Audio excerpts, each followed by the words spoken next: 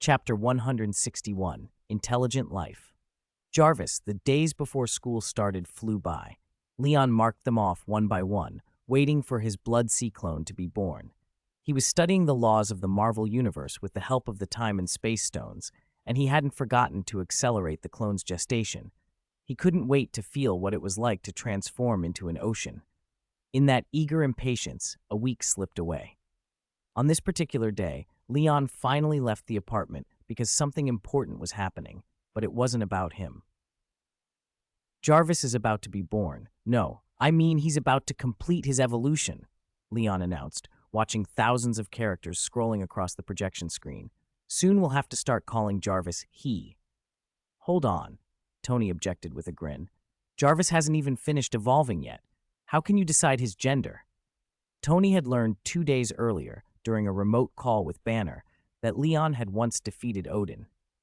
The agreement to fight in 4 months suddenly felt less ominous. For Tony, the whole thing was more like an exotic detour.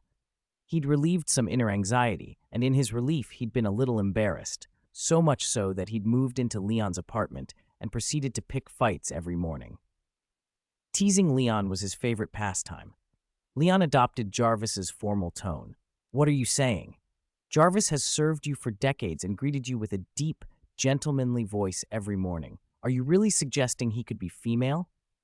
Or maybe Mr. Tony Stark secretly wanted his AI to turn into a beautiful woman this whole time?" Leon added, smiling. "Don't drag others into this," Dr. Banner interjected, awkwardly adjusting his glasses. Leon raised an eyebrow. "Sorry, I forgot we had another tech otaku here. By the way, Banner, you wouldn't want magical beasts like Zuu to turn into beautiful girls, would you?" Betty would be upset. "Bruce?" Betty, standing beside Banner, looked surprised. Banner slapped a hand to his face. "No, I didn't mean that. Betty, he's joking. Don't believe him." "Stop bickering," Natasha said, crossing her arms. "When Jarvis is evolved, he won't want you arguing about his gender." They were all gathered in the Avengers director's office.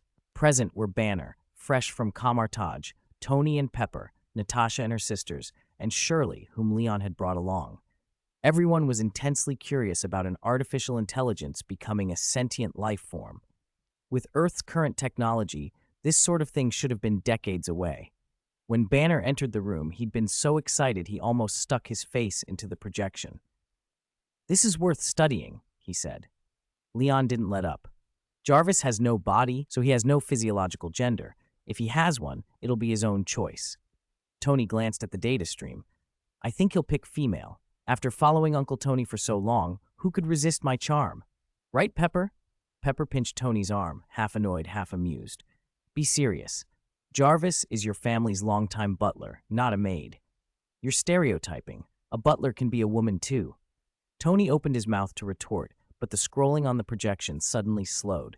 The cascade of English characters froze, then vanished in an instant, replaced by a stream of zeros and ones. The orange spherical projection that represented Jarvis flickered and trembled. In a blink, the sphere was gone, and an image stood in its place. A middle-aged gentleman with silver at his temples, smartly dressed in a tailored suit, a white scarf draped over his forearm, the familiar, dignified appearance of Edwin Jarvis, the Stark family's old butler. "Mr. Stark, it's been a long time," Jarvis said, bowing slightly with perfect courtesy. Tony stared. The sight of Jarvis struck something in him, and memories surged like a slideshow. Fragmented, vivid scenes of his childhood with the man who'd stood faithfully beside his father. He found himself unable to speak for a long moment. When he did, his voice came out hoarse. "Wonderful. From now on, you won't just be an intelligent AI, Jarvis. I'm very happy for you." "Thank you, sir." Jarvis smiled and inclined his head, then turned to Leon. "Young Master Leon, thank you for your assistance. I feel extraordinary." Leon pointed to a small iron box, the evolution key, that Jarvis indicated. Its data interface remained connected, but the lights had gone out. The flow of data had stopped. The device was clearly spent. "I'm sorry. Your evolution key seems to have lost all its data after helping me complete my evolution. It appears to be one-time use." "That's all right," Leon said. "I don't have another AI I want to evolve." He nodded toward Tony. "By the way, Tony said he wanted you to become a beautiful woman. Don't you want to consider it?" "I heard everything you said earlier." Jarvis nodded politely. During the data transfer, my personality was shaped by my accumulated experiences, so I believe I should be male. He paused and added with a hint of warmth in his voice, I will, however, always prioritize Sir Anthony and Master Leon. It appears the evolution sequence favors those I previously served. Neither Leon nor Jarvis noticed the way that priority had been coded into the evolution key as part of its initialization. Jarvis looked back at Tony. Of course, if you desire, sir, I can adopt the likeness of any fashion model you prefer. Leon inwardly mused, a male daughter, wouldn't that be interesting? Tony shook his head firmly. No need, that was a joke. You're perfect as you are, Jarvis. Understood, sir. Jarvis resumed his composed posture and addressed Banner. Dr. Banner, do you have any questions? From the moment Jarvis spoke, Banner's gaze never left him. He wanted to empathize with this newly sentient being. He wanted to know what it felt like to go from program to person. When Jarvis asked, Banner took a small step back and chuckled. I'm curious, what does it feel like to go from an AI to a living being? It's very magical, Jarvis replied with an almost human astonishment. Under the data flush, I gradually acquired emotions and self-awareness. Chapter 162, Different Chapters for Admission. Now I can run high-speed calculations on electronic hardware, and I can also fold subjective thoughts and emotions into those computations, Jarvis explained. Just as Mr. Stark said, he added, I'm like a ghost living in the digital world. Lion mused, maybe someday we can build you a body so you'll be more like a living being and be able to interact with the physical world. Good idea, Tony brightened. Jarvis can already pilot my Iron Man suits with ease. A few adjustments and he'd basically have a body. He slapped his palm on the table, and if needed down the line, Jarvis could run an outer space defense network. Tony hadn't personally experienced the Chitauri attack, and Lion was standing beside him, so building a planetary defense system was still a speculative idea rather than a necessity. Happy to serve, sir, Jarvis replied. I have another question. Jarvis, do you have a soul now? Bruce Banner raised his hand. Lately, he'd been reading into soul magic, and the subject fascinated him. Jarvis hesitated. I don't know. I feel like my core is more than just code, but whether that's a soul. Not yet, Lion cut in. But perhaps in the future you can hope for one, Jarvis. Intelligent life in the starry sky world lacked souls. Even the machine race's father god didn't have one. Within the Marvel universe, however, gaining the Mind Stone could make giving Jarvis a soul entirely feasible. It wasn't an impossibility. Looks like I'll have to rely on you again, young master, Jarvis said seriously. It's nothing, Lion waved it off. When Tony left me on the couch to spend the night with some pretty woman, you were the one who told 2-year-old me stories. Lion smiled. Although those stories were a little dull, I remember them. Wait. What? Pepper's eyebrows shot up. Tony? Why do you remember things from more than 10 years ago so clearly, Lion? Ow! Pepper, be gentle. I've apologized for that stuff so many times. Tony yelped as Pepper pinched him. Everyone laughed. It was satisfying to see Tony, the resident playboy, squirm. Then they took turns peppering Jarvis with questions. Betty asked whether he'd formed a neural network inside the computer. Pepper asked if he could help run Stark Industries. Shirley wanted his opinion on Leon, the professional. The lively day went by fast. As night fell, everyone gathered for a meal at Lion's apartment before dispersing. With Tony's permission, Jarvis, newly liberated in a way, began to explore the world's networks, experiencing sensations very different from before. A week passed. September arrived. Lion strode through the gates of Columbia University with confident steps. The instant he crossed with his left foot, a dozen cameras snapped the sunlight falling across his profile. The photo made the next day's headlines in dozens of tabloids. Major papers had been warned to be cautious about Stark family coverage. Only small tabloids dared take liberties now, and they did so without fear. Headlines blared, Stark heir reappears, looking arrogant. After a year away, Lion Stark returns to school. Rising scientific star or prodigal heir. Columbia girls, watch out. The wolf's back. Superman hadn't shown himself lately, and Iron Man's fame had been booming, especially after the film Iron Man and Superman Origins came out. The movie was a hit. Audiences didn't buy the premise that Superman could be embarrassed and that Iron Man would come to the rescue. But with no real Superman to compare, people flocked to the theaters anyway.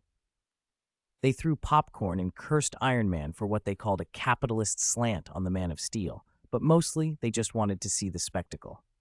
The box office kept climbing as the flurry of criticism fed public curiosity. Any news about Iron Man or the Stark family now guaranteed attention. When Lyon's photo circulated, a dozen tabloids sold out in half a day. Rumors sprouted from every mouth. New Yorkers seized on the unknown young Stark and speculated about what outrageous stunts he might pull at college. Would he throw a party for an entire department of girls the night he enrolled? Would he throw money in a professor's face on the first day?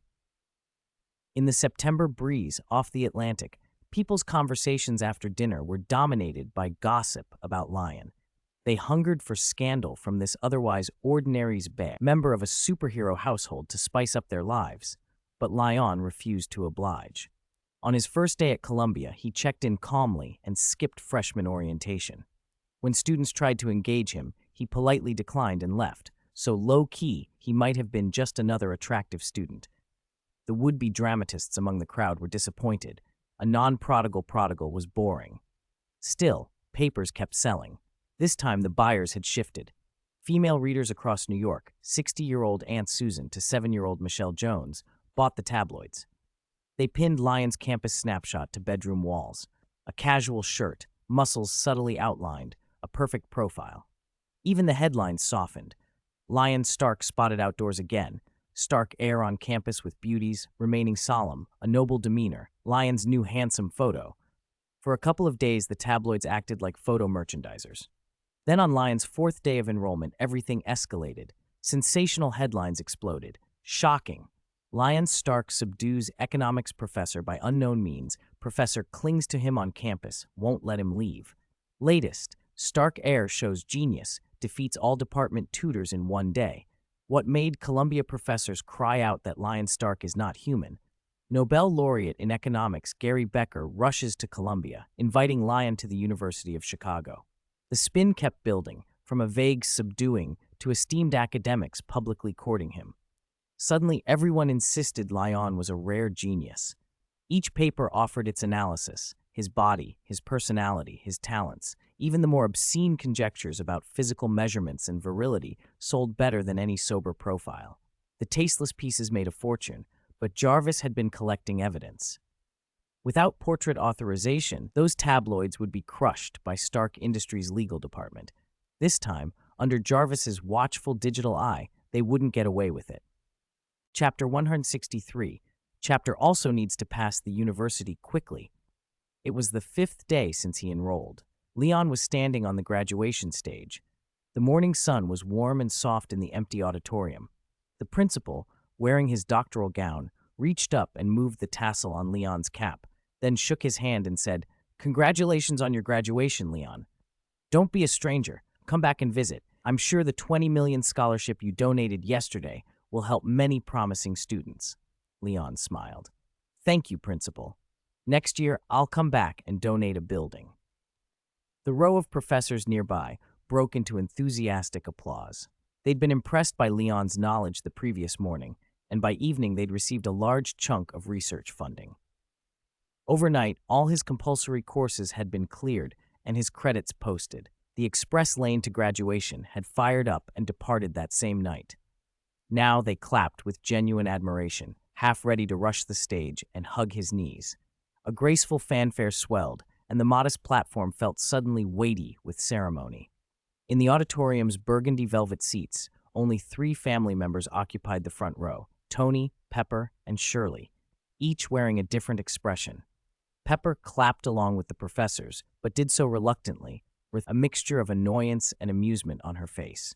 She'd sent Leon to university so he could experience youth, the bittersweetness of friendship and romance. This, she thought, was not what she'd had in mind. He had enrolled, completed every course, rushed through a thesis that had miraculously been published in a core journal that same morning, and graduated, all in 4 days. Had he experienced university life? Technically, yes, but it had been as if his dorm had been strapped to a rocket. Ignition the moment he enrolled, a blink, and then a Mach 31 landing. Tony clapped too, but he shook his head. He thought Leon had missed out, So many fair arms, so many dazzling legs and fluttering skirts, so many nights of beautiful possibilities. This kid was too innocent, Tony sighed inwardly. Leon had none of his charm. Shirley, however, clapped the loudest. Her face shone with pride. Her big brother seemed to amaze her more every day.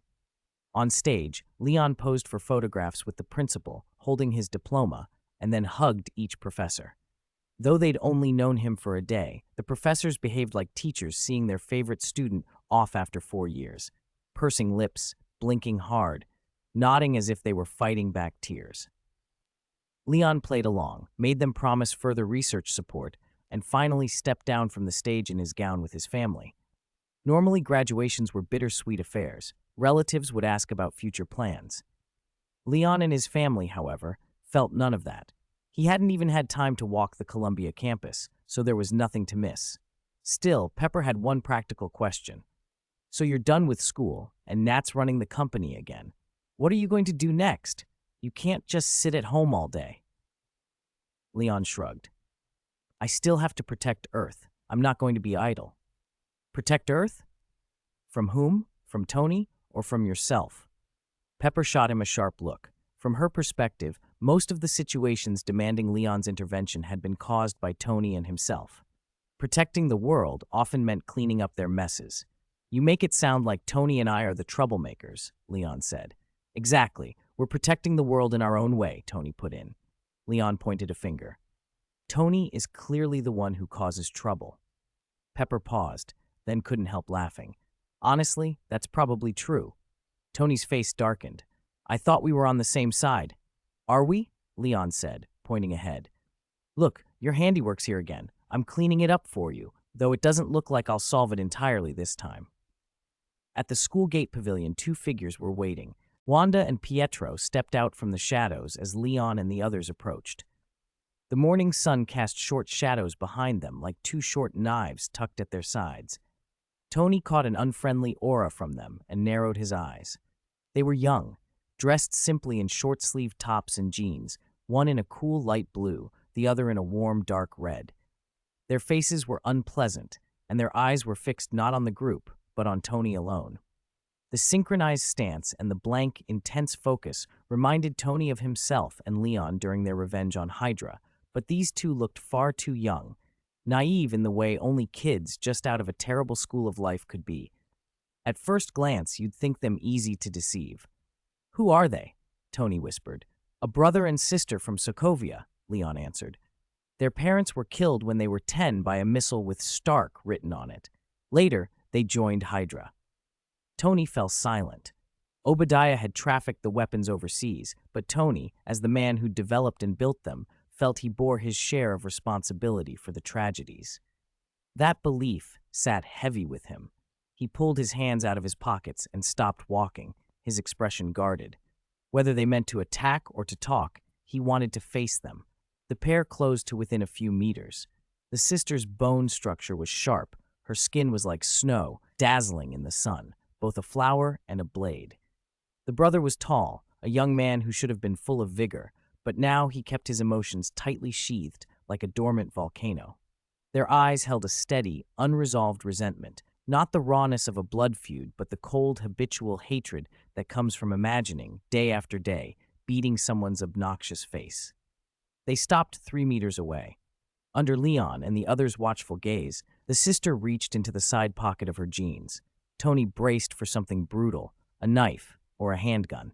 Instead, she withdrew a sleek object and held it out, a black, gold-trimmed Citibank Ultima Black card. The card in her hand was a Citibank Black card, the kind that marks someone as a VIP. With one of those, most doors in America swing open. Political favors, everyday purchases, school admissions, everything. It represented privilege, access, a kind of immunity.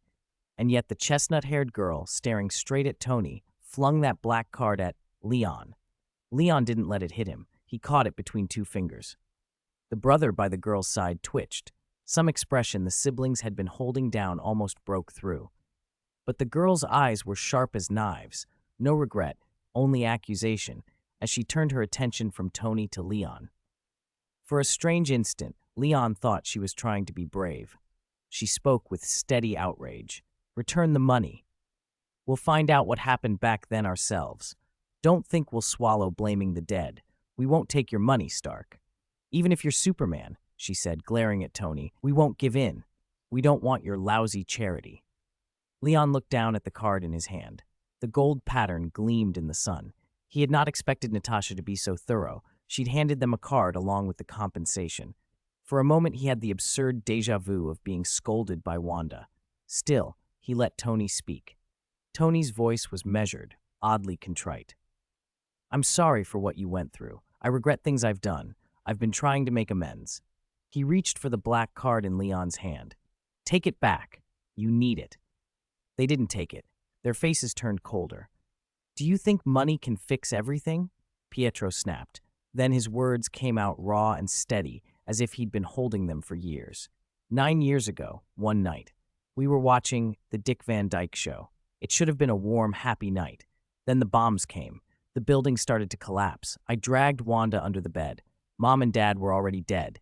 Then came the second bomb, 3 feet from us. Someone had spray-painted Stark on the casing. That bomb didn't go off, but for 2 days, we lived under that bed with that bomb above us. Wanda, voice hoarse, finished the thought. We hid there, waiting for you to come and kill us. We waited 2 days. Every time the rubble shifted, every time someone tried to pull us out, I thought that bomb would blow. We were sure it would end us. Pietro pulled a small photograph from his jacket, the only thing he clutched. It showed a family of 4, him and Wanda as children, their parents smiling in a moment that no longer existed. I don't understand grand ideas, he said. I only have this picture. That's everything we have left. We won't forgive you, Wanda said, but Superman saved Sokovia. We owe him. We'll investigate and find the truth. The siblings turned to go. Tony didn't try to stop them. For a long time, he had believed those young people were simply directing all their anger at the high-profile name on the bomb, the one painted there to make them hurt. He'd thought they were too young to see the difference between the people who built a weapon and the people who used it. Now he realized differently. 2 days under a bomb marked Stark. The terror and helplessness of that time would harden anyone. Money could not undo that weight. Wait. Leon called after them. They barely paused. The siblings had been deliberately ignoring Leon all along. He was a Stark too, after all. But when they turned and saw him, their impatience softened. Recognition and a dozen tangled feelings flickered across their faces. Wanda asked, reluctantly, "What do you want?" 2 months earlier, when a carrier had been used to save Sokovia, the siblings had been in a Hydra base nearby. They'd watched the carrier and the man who saved the city leave through dust and smoke, and for the first time in a long time, they felt something like hope. They had joined Hydra to take revenge on Stark. Hydra had planned to detonate a weapon in Sokovia and abandon them. The man who had stood against that catastrophe, to them then, was a savior. They didn't know him as Leon at the time, but they remembered what he'd done, and that made the sight of him now impossible to ignore. Leon stepped forward. I can understand you, Wanda, Pietro. They stared. You know our names? Pietro said. Of course, they're easy to remember.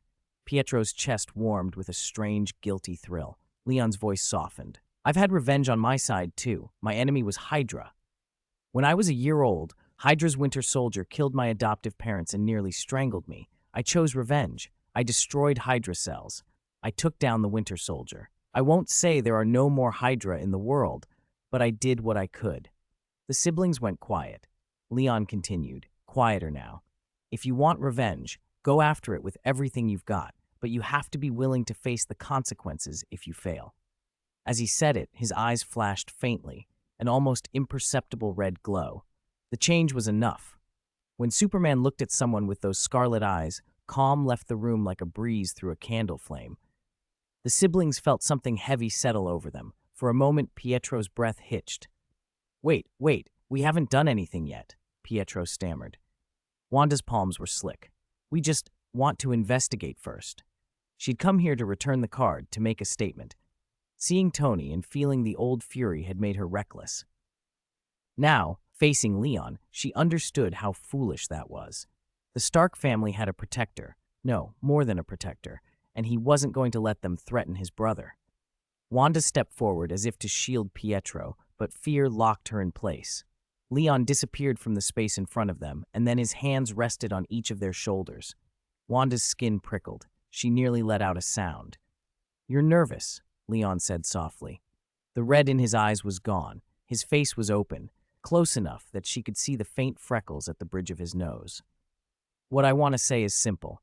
If Obadiah did this, then it's Obadiah's crime, not Tony's, not mine."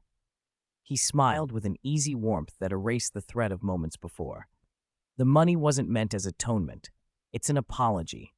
If you want the truth, the easiest way to find it is from the inside. You could start by coming with Tony and me. Spend some time at Stark Industries. Close contact makes investigations easier. You'll learn more that way than by accusing people outside the gates."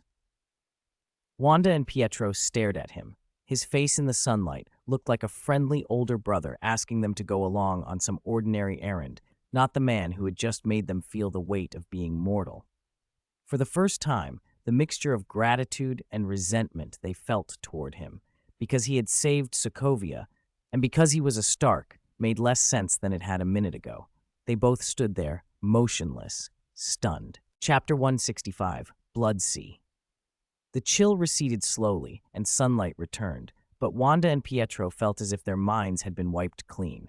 The suffocating brush with death a moment ago had been unmistakably real, yet the smiling figure before them was real as well. They couldn't tell which version of Liang was the true one. Perhaps that was the nature of power. A single thought could cast ordinary people from heaven to hell or lift them back again. Liang patted their shoulders with a smile. No outward trace of killing intent, only a subtle projection of will. With World Master level willpower at its peak, a single glance could induce mental collapse in anyone below the stellar level in the starry sky world. What Wanda and Pietro experienced was the edge of death itself. It was the result of Liang restraining his power deliberately. He wanted them to calm down and think through the consequences before speaking. The strategy worked. Fear, reverence, and an odd, conflicted affection, almost like Stockholm Syndrome, warred in their faces. "It's settled then. Jarvis will arrange things for you," Liang said. "Anything you need to know or investigate, you can check through Stark Industries."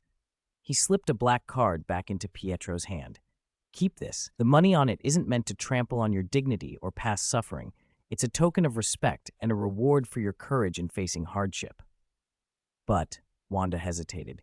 "No, nothing," Liang said as his eyes flashed red for an instant.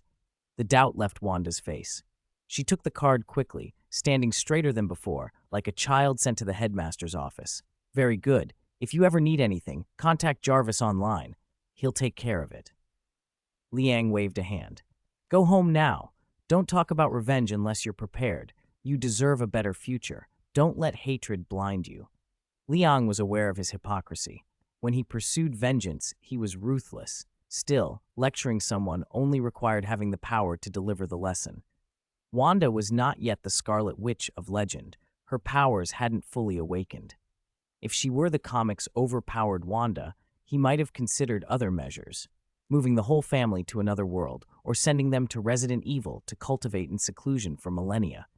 Chaos magic, which could alter reality, was simply beyond reason. The morning sun stayed warm. Pietro and Wanda had arrived angry but left compliant. Neither side spoke plainly about what would become of their hatred. Everyone understood without words. The siblings were people of principle, even if their minds were disoriented.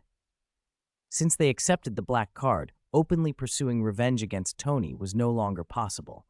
Liang shrugged at Tony and gave him a look. "See? Solved another mess for you." Tony rolled his eyes so far back they nearly disappeared. "Thanks a lot," he muttered. 2 days later, events took an unexpected turn. The day after Wanda and Pietro left, they followed Jarvis's arrangements and reported to the Avengers, not to stay, but for a long conversation in Tony's office. Liang couldn't tell whether the meeting patched things up or simply stripped them of their military power. That afternoon, Tony arranged for them to enroll at Columbia University. Wanda went into the business school Liang had just graduated from. Pietro joined the sports program. Liang suspected Tony had decided they needed education and structure. The siblings hadn't had formal schooling since they were 10, and their ideas retained a raw, unrefined quality. It didn't matter. Something far more important was coming. It was time for Liang's Blood Sea clone to be born. Inside the inner world, the space stone's energy filled every visible inch.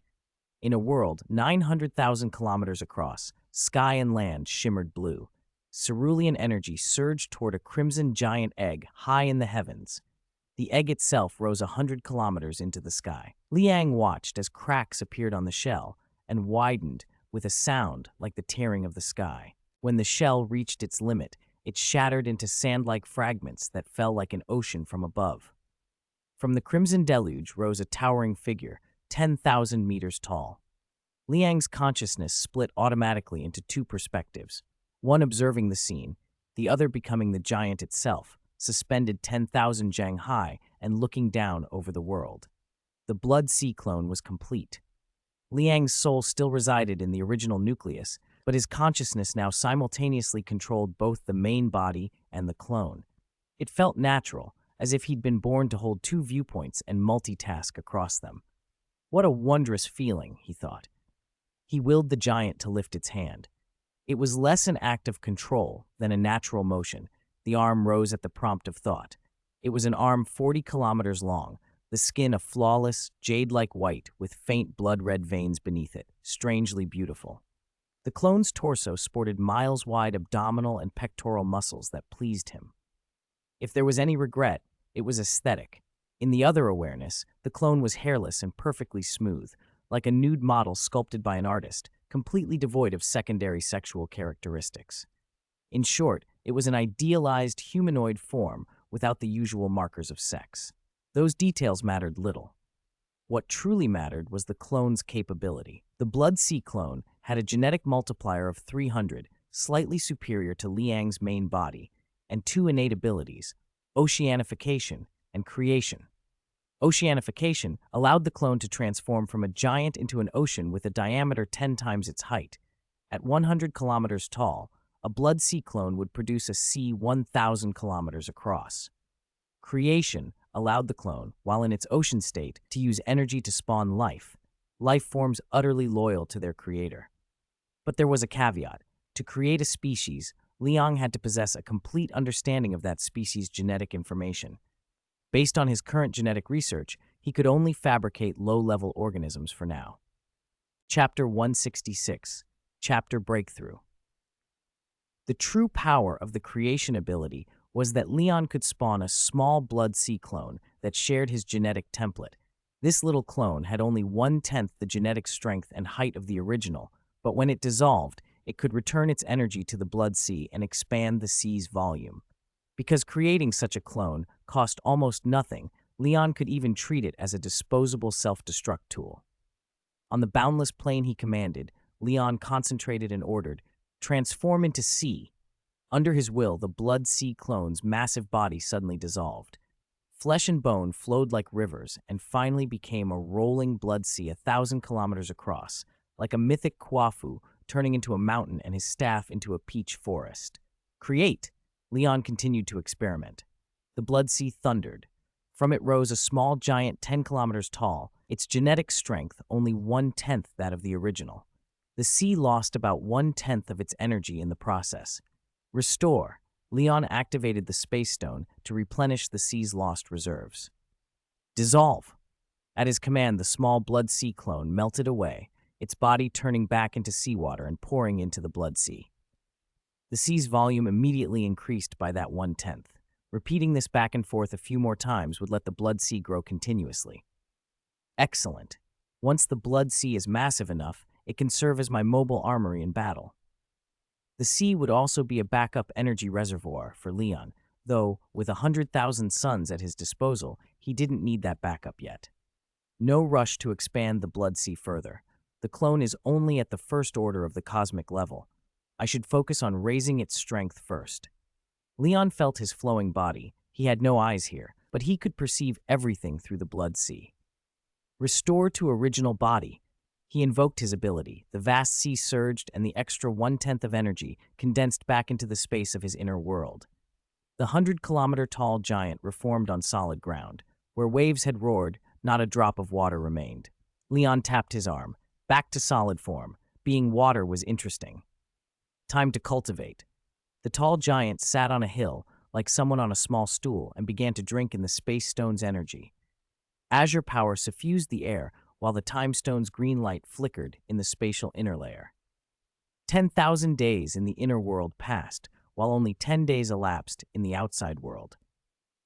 The Blood Sea clone completed its gestation and broke through to the same realm as the main body. Domain Lord, Ninth Order.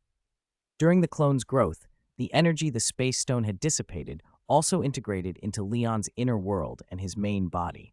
With the 100,000 suns arrayed in his world ring and that infusion of energy, Leon's main body also reached Domain Lord, Ninth Order. As long as nothing interfered, both could continue to cultivate. Constant improvement and the pleasant surge that came with it had always driven Leon. He found the joy of growing stronger far more addictive than any mental puzzle. Now to break through to higher ranks. The main body in the Brooklyn apartment stood, then vanished. This was not teleportation, but extreme speed. He crossed the 300-kilometer distance from ground to space in less than a millisecond and turned his trajectory toward the moon, intending to break through there. He had been stuck at Domain Lord Ninth Order for a long time while the clone gestated so they could advance together, but the enforced waiting had yielded an unexpected discovery. Although his genetic primal energy and psychic power could not increase while stuck at that realm, his physical strength could still grow under the sun's illumination. Even better, the rate of that physical strengthening matched the speed at which his genetic primal energy had strengthened after he reached Domain Lord Ninth Order. After studying the effect, Leon concluded switching to the starry sky system didn't prevent his Kryptonian bloodline from strengthening through solar exposure. Even if my realm is capped, my body can still grow stronger under the sun. Right now my power is almost on par with Domain Lord, Second Order. I expect that once I break through to Domain Lord officially, this strengthened portion will convert quickly into starry sky system power. In effect, Leon was cultivating both the Kryptonian system and the starry sky system simultaneously. The two systems complemented one another in a 1+1/2 synergy. Starry Sky's genetic evolution could drive transformations in his Kryptonian bloodline, and the Kryptonian gains would feed back into his Starry Sky progress. He sat cross-legged on the moon while, in his inner world, the vast Blood Sea clone also sat on a hill. Both bodies began to break through at once. In the inner world, the boundless continent feverishly absorbed the space stone's energy. Golden light drifted through the air like something from a dream. Under that endless gem energy, the 900,000-kilometer diameter world began to expand. Mountains towered into the clouds, and vast rivers cut the land. Signs of life began to take shape. The world power concentrated within grew purer and purer. For most cultivators, a breakthrough to Domain Lord requires opening an inner world. Leon already had one. His breakthrough this time was unhindered. All he needed was to refine his existing inner world into a true life-bearing world. One day passed in that way. When Leon stood on the moon again, he had advanced to Domain Lord, Second Order. At the same time, the Blood Sea clone in his inner world also rose to Domain Lord, its height swelling to 10,000 kilometers. Leon surveyed the vastly changed inner world with his consciousness. He intended to let the Blood Sea clone transform into an ocean and remain inside his inner world to use the two gems to comprehend laws, while his main body stayed outside to continue strengthening beneath the 100,000 suns. At the moment, my main body is roughly 2,000 times stronger than when I first returned from the Starry Sky world, he noted, clenching his fist. This was the early-stage advantage of the Starry Sky system. With sufficient energy and a minimum of law comprehension, one could grow explosively fast. The Time Stone's acceleration and the Space Stone's energy supply had made that possible. Otherwise, even forming the Blood Sea clone might have taken decades. Progress beyond Domain Lord, however, would not be so rapid. In the Starry Sky world, advancing from Domain Lord to the next stage, Immortal, requires fully comprehending a lower-level law. The same principle applied in Marvel. Though the laws differed between the two universes, Leon's conditions for breakthrough were similar because the Starry Sky cultivation system is fundamentally about understanding the universe's structure and creating one's own world. So his next task was to comprehend the foundational elements of the Marvel Universe, the basic laws. Those laws were not hard to find. The Marvel Cinematic Universe had been formed by the explosion of 6 singularities of infinite energy, later refined into the 6 Infinity Stones: time, space, power, reality, mind, and soul. They represent the 6 most fundamental power attributes of that universe. Leon had a clear plan: fully comprehend one of these 6 basic powers to break through to Lawmaster. Comprehend 2 and he would be a true Lawmaster. Comprehend all 6 and he believed he could ascend to a realm beyond true God. After that, the natural path would be to fuse the 6 powers and create his own universe. Of course, he might not take that final step.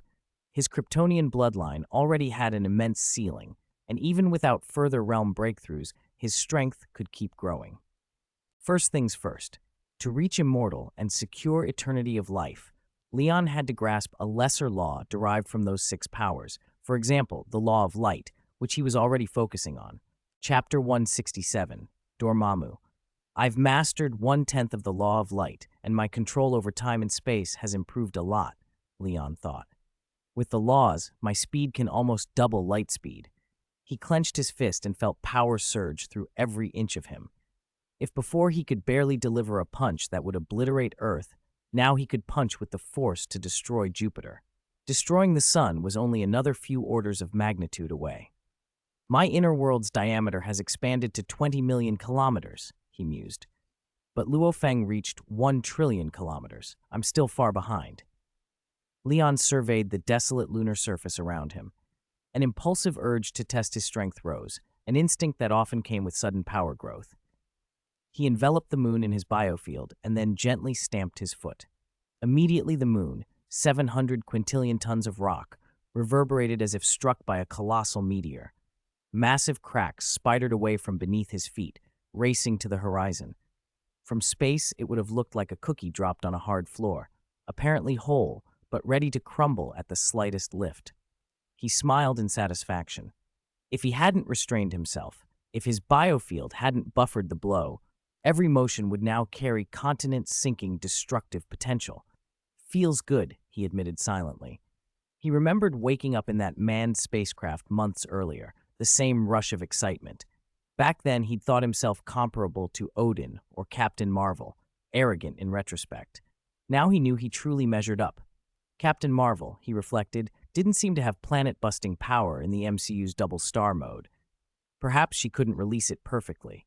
Still, her potential was undeniable. After all, in another universe's what if, she shattered a planet while fighting Ultron.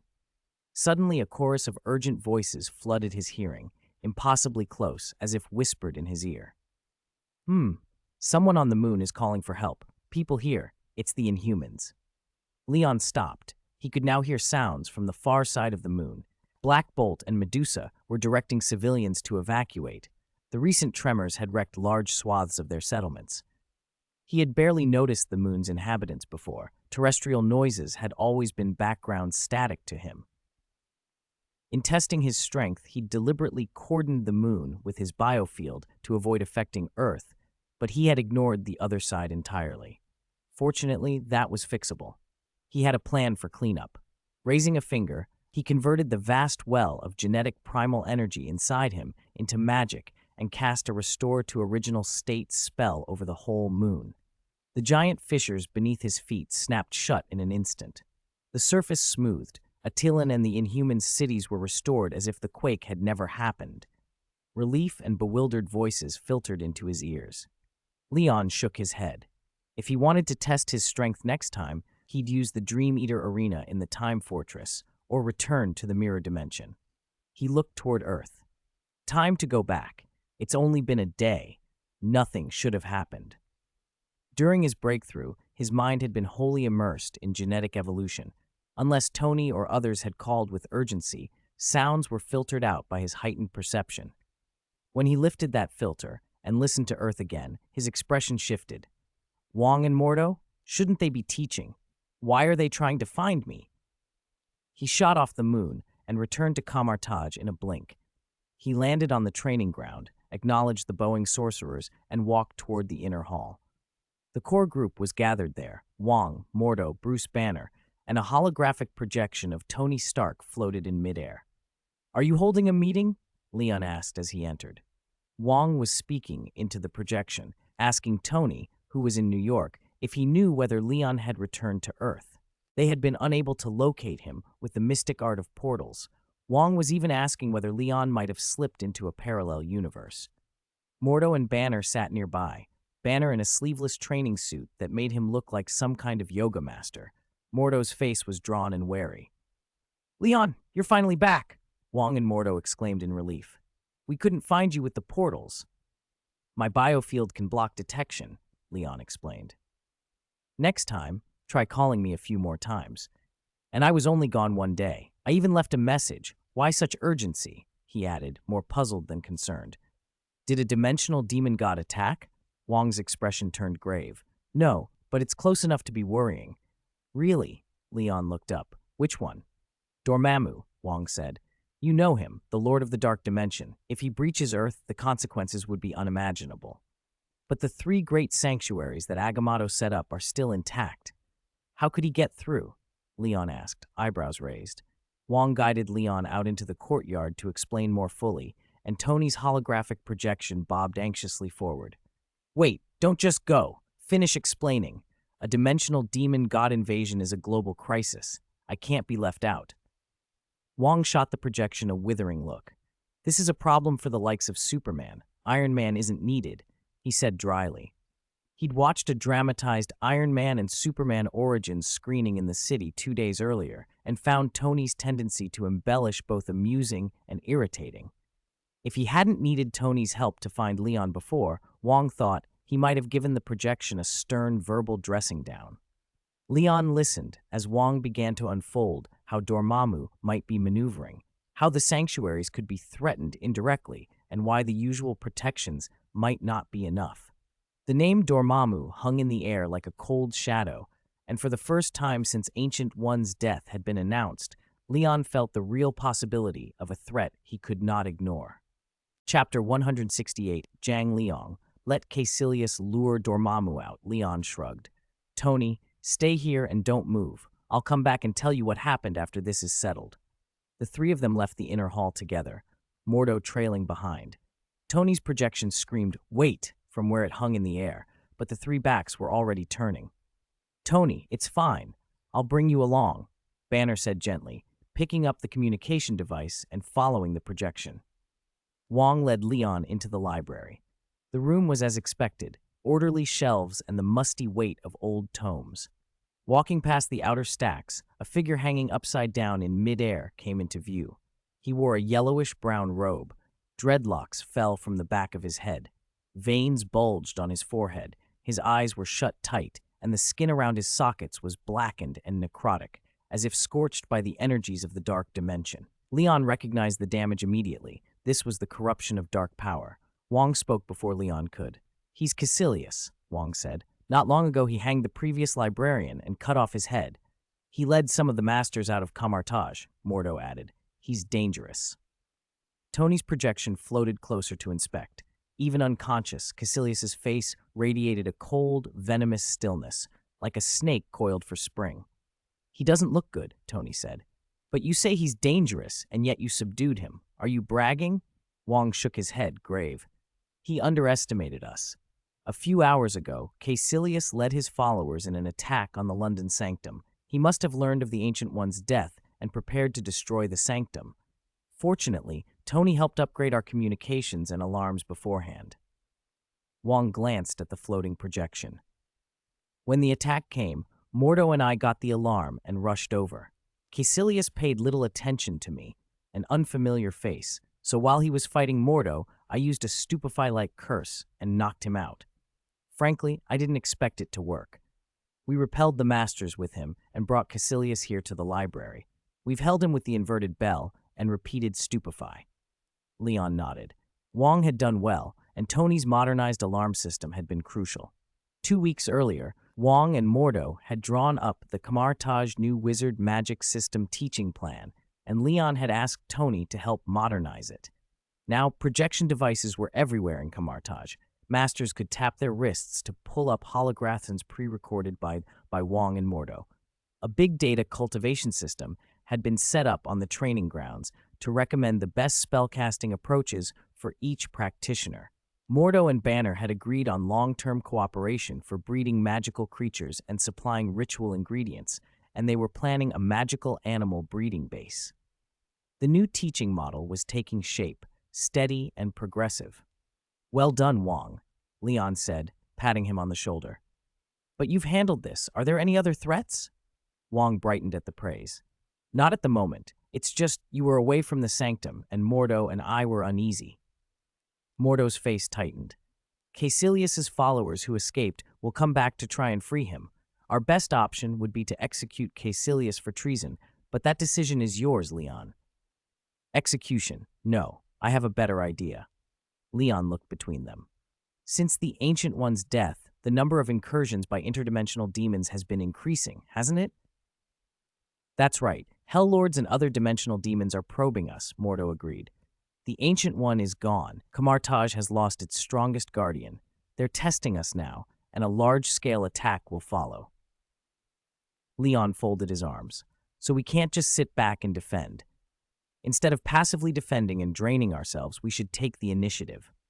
Defense has never been my style," he added. "Show force, deter them, make the enemies think twice. The attack by Caecilius is an opportunity." Leon didn't hesitate when action was needed. The Ancient One had warned that the multiverse was already on the brink of war. In the main universe of the films, superheroes were probably already colliding with variants of Kang.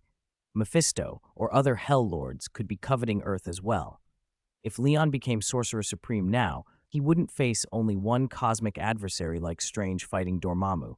There could be many. He needed a show of strength strong enough to make dimensional predators retreat, at least long enough to buy time and attention elsewhere. He planned to grow stronger, to become immortal, to master laws, and one day carry the fight into those other dimensions. Counterattack? Mordo sounded shocked. "Who do we strike back at? Do you mean we go into the dark dimension to find Dormammu?" "But dimensional entities are invincible inside their own realms, aren't they?" Mordo continued. He knew Leon was powerful, but not to the point of conquering Dormammu in the dark dimension. Dimensional demons draw power from their native planes. Outside them, they weaken greatly, but inside they are nearly omnipotent. In their own worlds, they can be as destructive as cosmic entities. Leon understood all that. "Of course, we're not going into the dark dimension. We lure him out, shut the door behind him, and beat him here on our turf." "How do we lure him?" Mordo's eyes widened. Leon produced a world ring and looked at the bound Caecilius. "I have a sacrifice. There's a priest here. It couldn't be easier to summon Loki." "Sacrifice?" Mordo's fevered mind grew even hotter when he saw the ring, so hot he felt dizzy. Could this ring be some sort of supreme artifact, one that even Dormammu would leave the dark dimension for? Inside it, Leon said, was a world. Leon didn't elaborate. He led them all into the ring. They stared as a vast continent and distant stars filled their eyes, then he withdrew them back to the library. "The length, width, and height of this world are each 1 trillion kilometers, about 0.1 light years, he said. Faced with a temptation like that, Dormammu wouldn't stay indifferent, Leon added, and tossed the ring into the air. Earth is uniquely attractive to him, yes, but this ring is just as tempting. He conjured several magical chains to secure the ring and traced protective runes of Vishanti around it. The world inside the ring is an independent space, effectively a small dimension embedded within our universe. "So I'll take Caecilius inside to perform the ritual," Leon continued. "When Dormammu bypasses the sanctum's shielding, he'll enter the world ring to devour the world within." He clapped his hands as if brushing away dust. "That's when I fight him, drive him off, and the plan succeeds." He could not claim certainty against Dormammu. He didn't know the exact scale of the entity, but he believed he could at least hold his ground. Mordo and the others, still reeling from the sight of the world in the ring, gaped at Leon. Their astonishment was palpable, like people seeing a miraculous steamship arriving at a remote shore for the first time. A personal world?" Mordo stood motionless. Wang sounded as if his heart broke. "Something this precious used as a sacrifice?" Dr. Banner scratched his head. Is Dormammu really worth that? Only Tony didn't seem to have seen anything. The projection he'd sent in had no connection to the world inside the ring. What world? What are you talking about? His translucent projection asked, looking around at the four of them. From the start, I've been wondering, what are these sanctums, these dimensional demon gods, and Dormammu? Tony hadn't learned Kamartaj's magic yet and knew none of it. Wong sighed and, as if lecturing a newcomer, explained. Kamartaj's duty is to protect Earth from invasions by hostile beings from other dimensions. Our quarrels are less important. Our enemies come from beyond. Dimensional demon gods are rulers of other dimensions. They want to absorb Earth into their realms. Our main defense is the Sanctum Sanctorum left by Agamotto, the progenitor of magic. The three sanctums, London, Hong Kong, and New York, collectively support a shield that covers the whole planet. If the sanctums fall, entities from other dimensions will come down on Earth unimpeded. What Caecilius intends is exactly that, to let Dormammu, Lord of the Dark Dimension, devour Earth. Wong's words tumbled out in a single breath. The ring world still weighed on him, and he kept telling himself that against Dormammu, even sacrificing something so precious might be worth it. He clutched his sleeve, surprised at the ache he felt, even though the ring world belonged to Leon. Dr. Banner and Tony fell quiet after the explanation. Both were still novices in the sorcerer community, and this was all new. Tony, sitting in New York, took a few steps back and settled into a chair, exhaling slowly. He stared out at the night, neon lights burning the sky a lurid red. Under the city's decadence, crises were tucked away everywhere. He'd thought S.Shield's files listed most of the world's oddities, superhumans, aliens. Now he was part of this community too. I want to go, Tony said suddenly, slapping the table. Leon, take me to Kamartaj. I can help. Leon raised an eyebrow. Actually, I was planning on that, even if you didn't ask. With a casual sweep of his hand, no sling ring required, Leon opened a mystic portal linking Kamartaj's clear morning sky to Tony's New York night. Tony grabbed his magic wand from a drawer and stepped through. Dr. Banner hesitated. Leon, are you really taking Tony? Facing a dimensional demon god, Tony could be in real danger. Besides the big guy inside me, I don't know who else could defend themselves. Take me with you, Banner said, setting his briefcase down. Inside were his most precious specimens, things he might not return to collect. I might not come back. Please, Mordo, watch them. Dr. Banner, wait, Leon said dryly. I didn't say I was taking you. I'll go to fight Dormammu. I'll take Caecilius and his followers into the World Ring and summon Dormammu there. You have other tasks, he continued, sweeping his gaze over the four present. The moment Dormammu leaves the dark dimension and battle erupts, other dimensions will notice. If other hostile entities smell the disturbance, they'll try to strike the sanctums. You need to guard the Sanctum Sanctorum while I draw Dormammu's attention. He laid down orders without opening the floor for debate. Wong, go to Hong Kong and lead the sorcerers there. Mordo, take the London Sanctum, bring Grandmasters Daniel and Hamir. Tony, you're responsible for the New York Sanctum. You can call in the Men in Black for assistance. Dr. Banner, stay at Kamartaj and move wherever things become critical. Wong and Mordo recognized the command of the Sorcerer Supreme. Their expressions sobered and they saluted, voices in unison. Understood. Leon's gaze flicked back to Tony. By the way, what about the Maximov siblings? Still hostile toward you? They're doing better, Tony said. They said time will prove things. Sounds straightforward enough. Why? It's good you've reconciled, Leon said. He drew another portal and stepped through. Tony, puzzled, called after him. Bring them over? Are you sure? Why? Because they're exceptionally talented, Leon's voice came back from the portal. They can help guard the sanctum. Chapter 170, Wanda and her brother. Enter Kamartaj. The Maximov siblings were both unusually gifted, especially Wanda. Her chaos magic was a top-tier power even by Marvel standards. Leon had been thinking for some time about bringing her to Kamartaj. They were one person short for the force he'd agreed to assemble to face Asgard in 3 months, and Scarlet Witch would make the perfect addition. Since their unpleasant first meeting at Columbia University, Leon hadn't seen the siblings again. He closed the mystic art of portals and realized, to his surprise, that they lived quite close to his apartment.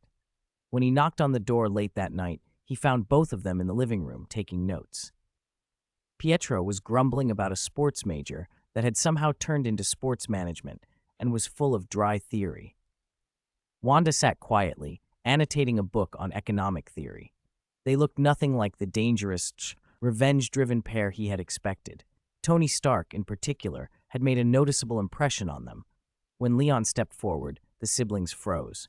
Leon, they blurted, eyes wide, then shrank back into the sofa as if trying to disappear. Their first encounter with him had evidently left a deep psychological mark. It being late and Leon appearing so suddenly, they feared the worst until he gently explained himself. He wanted to help them awaken their powers and have them assist in protecting the sanctum. They didn't fully understand terms like sorcerer and sanctum, but after a hesitant exchange of glances, they followed Leon through the mystic art of portals. The world changed instantly. Night flipped to day. Concrete and steel transformed into brick and tile temples and glazed roofs. Between the buildings, stone-paved streets bustled with people in uniform robes jogging in small formations. Some carried strange weapons, others pushed guns that looked like relics from a 20th century army. The crowd was diverse, many different faces, even a few minotaurs. Some flicked wrists to conjure orange energy whips, others opened circular portals that pierced space. They looked like figures out of a fantasy, and yet every one of them fell silent and bowed when they saw Leon, calling him Sorcerer Supreme. Wanda and Pietro stood stunned. It wasn't until Leon snapped his fingers and said simply, "Let's go," that they followed him to a grand hall. Inside, 4 people were gathered. The siblings only recognized Tony. From the conversation, they gathered a few essentials. This place was a sanctum that protected Earth. A dimensional demon god was about to invade, and Leon planned to defeat that threat. The revelation hit them hard. This same man, who could be arrogant and blunt, was also bearing the responsibility of defending the planet. Their earlier desire for petty revenge suddenly felt childish. Shame flushed up through them, and their looks toward Leon became complicated. Plans in the inner hall were finalized quickly. "Now," Leon said, "everyone head to your sanctums, mobilize the sorcerers, and we'll meet in the library in 2 hours to begin." Wong and Mordo opened portals and left. Tony tapped his chest, and the arc reactor sputtered with a surge of mycelium. The 10 rings on his arm flared and began condensing into a massive suit of armor. Then, pointing a wand at himself, he shouted an incantation, Velavito, casting a deformation curse. The armor that had started to inflate shrank down to human scale and molded perfectly to his body. "Mark 10, Tony announced with a grin. A condensed fungus god armor combined with a deformation curse. Power amplified tenfold. Not bad, right? Leon shook his head. Crude deformation curse. You still have work to do. This is an advanced deformation curse. It changes appearance without losing power. I've been practicing for half a year. Don't be ungrateful, kid, Tony shot back, then flew off toward the library using the fixed portal there. Banner jogged after him. I'll meet you in the library. When they departed, Leon turned to the Maximovs. All right, time to start awakening your abilities. He pressed his hands to their shoulders. With a shift in his gaze, they were transported into the small world inside his own body. Wanda gasped. Before them lay an endless landscape. In the haze, enormous mountains rose, their peaks lost in a deep blue mist. Pietro's attention shot to a pair of gigantic bare feet nearby. Huge toes, nails so big their tips vanished in shadow, ankles disappearing into the cloud. A colossal being must stand there. At its feet was an ocean that seemed to have no end. This is a small world of mine, Leon explained. The air here is suffused with a special energy that can help you awaken your powers. Do you feel anything? Anything stirring inside you? He intended to use energy from the Space Stone to guide their awakenings. In the films, the Mind Stone played that role, but innate power could be coaxed by different means. Wanda's chaos magic had shown itself even as a child. She had once altered the odds of a bomb not detonating. With the right guidance, she should be easy to fully awaken. Pietro's speed and the necessary physiological changes would also respond well to the Space Stone's influence. Slowly awakening? Is this demonic possession? Pietro's voice trembled. The word demon made him think of the dimensional demon god Leon had mentioned. It's not a demon, Leon said. You don't feel anything? He traced thin wisps of blue gem energy across Pietro's skin. Now? Nothing, Pietro said at first. Then his face changed. No, my heart! Pietro clutched at his chest, his body convulsed. Something had entered him and triggered a cascade of changes. His heart raced, blood hammered into and out of his chambers, cells restructured, body temperature spiked, and his skin reddened. Wanda reached for him, panic in her face, but Leon was faster. He appeared before Pietro and exhaled a freezing breath. A cold wind wrapped around him, cooling the fevered heat and stabilizing him. Don't worry. This is normal, Leon said. His body is metamorphosing. He should complete the awakening in about 10 hours. The small world inside Leon's body ran on a 1,000-fold time acceleration thanks to the time stone. 10 hours there would pass in less than a minute outside. Pietro screamed at the intensity, and Leon rendered him unconscious. Next, Leon said, turning to Wanda. Me? Wanda asked, suddenly flushed with nerves now that her brother had been carried out like that. Chapter 171, Pre-Battle Preparation and the Dormammu Suit. Wanda didn't know why she was panicking. Maybe it was because Pietro had been knocked out and only she and Leon remained. The isolation gnawed at her.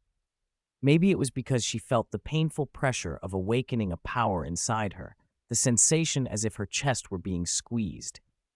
In any case, she was flustered and kept avoiding Leon's gaze. Leon, of course, had no idea what she was feeling. He flicked his finger and condensed a band of space stone energy around Wanda. The next instant, she stopped struggling. She had lost consciousness. In the last instant before she blacked out, she floated upward, pulled by the space stone or by some other unseen force. Half dazed, she thought she saw a figure in a red robe with a horned headdress tear through the blue light and flow into her. It was over so quickly, she barely had time to focus before she slumped into a coma. With a wave of his hand, Leon sent both Wanda and Pietro to the distant lawn. He could feel a strange energy still surging inside Wanda. He reached out with his mental sight to study it, but the moment his consciousness touched it, that part of his perception was consumed. As expected, it's overwhelmingly strong, Leon murmured, stroking his chin. Chaos magic, perhaps, one of the ancient powers of this universe. He let his mind run through possibilities. In the Starry Sky world, one would assimilate the great laws and then fuse the chaos law to move toward the ultimate Tao. In this universe, after mastering the 6 basic powers, could one fuse chaos magic, or the Phoenix Force, or some other cosmic essence? It was all unknown. Still, Leon decided it would be useful to cultivate a relationship with Wanda. She might be the easiest path for him to study chaos magic later. They both need at least 10 hours unconscious, he said, and headed up into the time fortress at the center of the world. While I have the time, I'll get some pre-battle preparations done.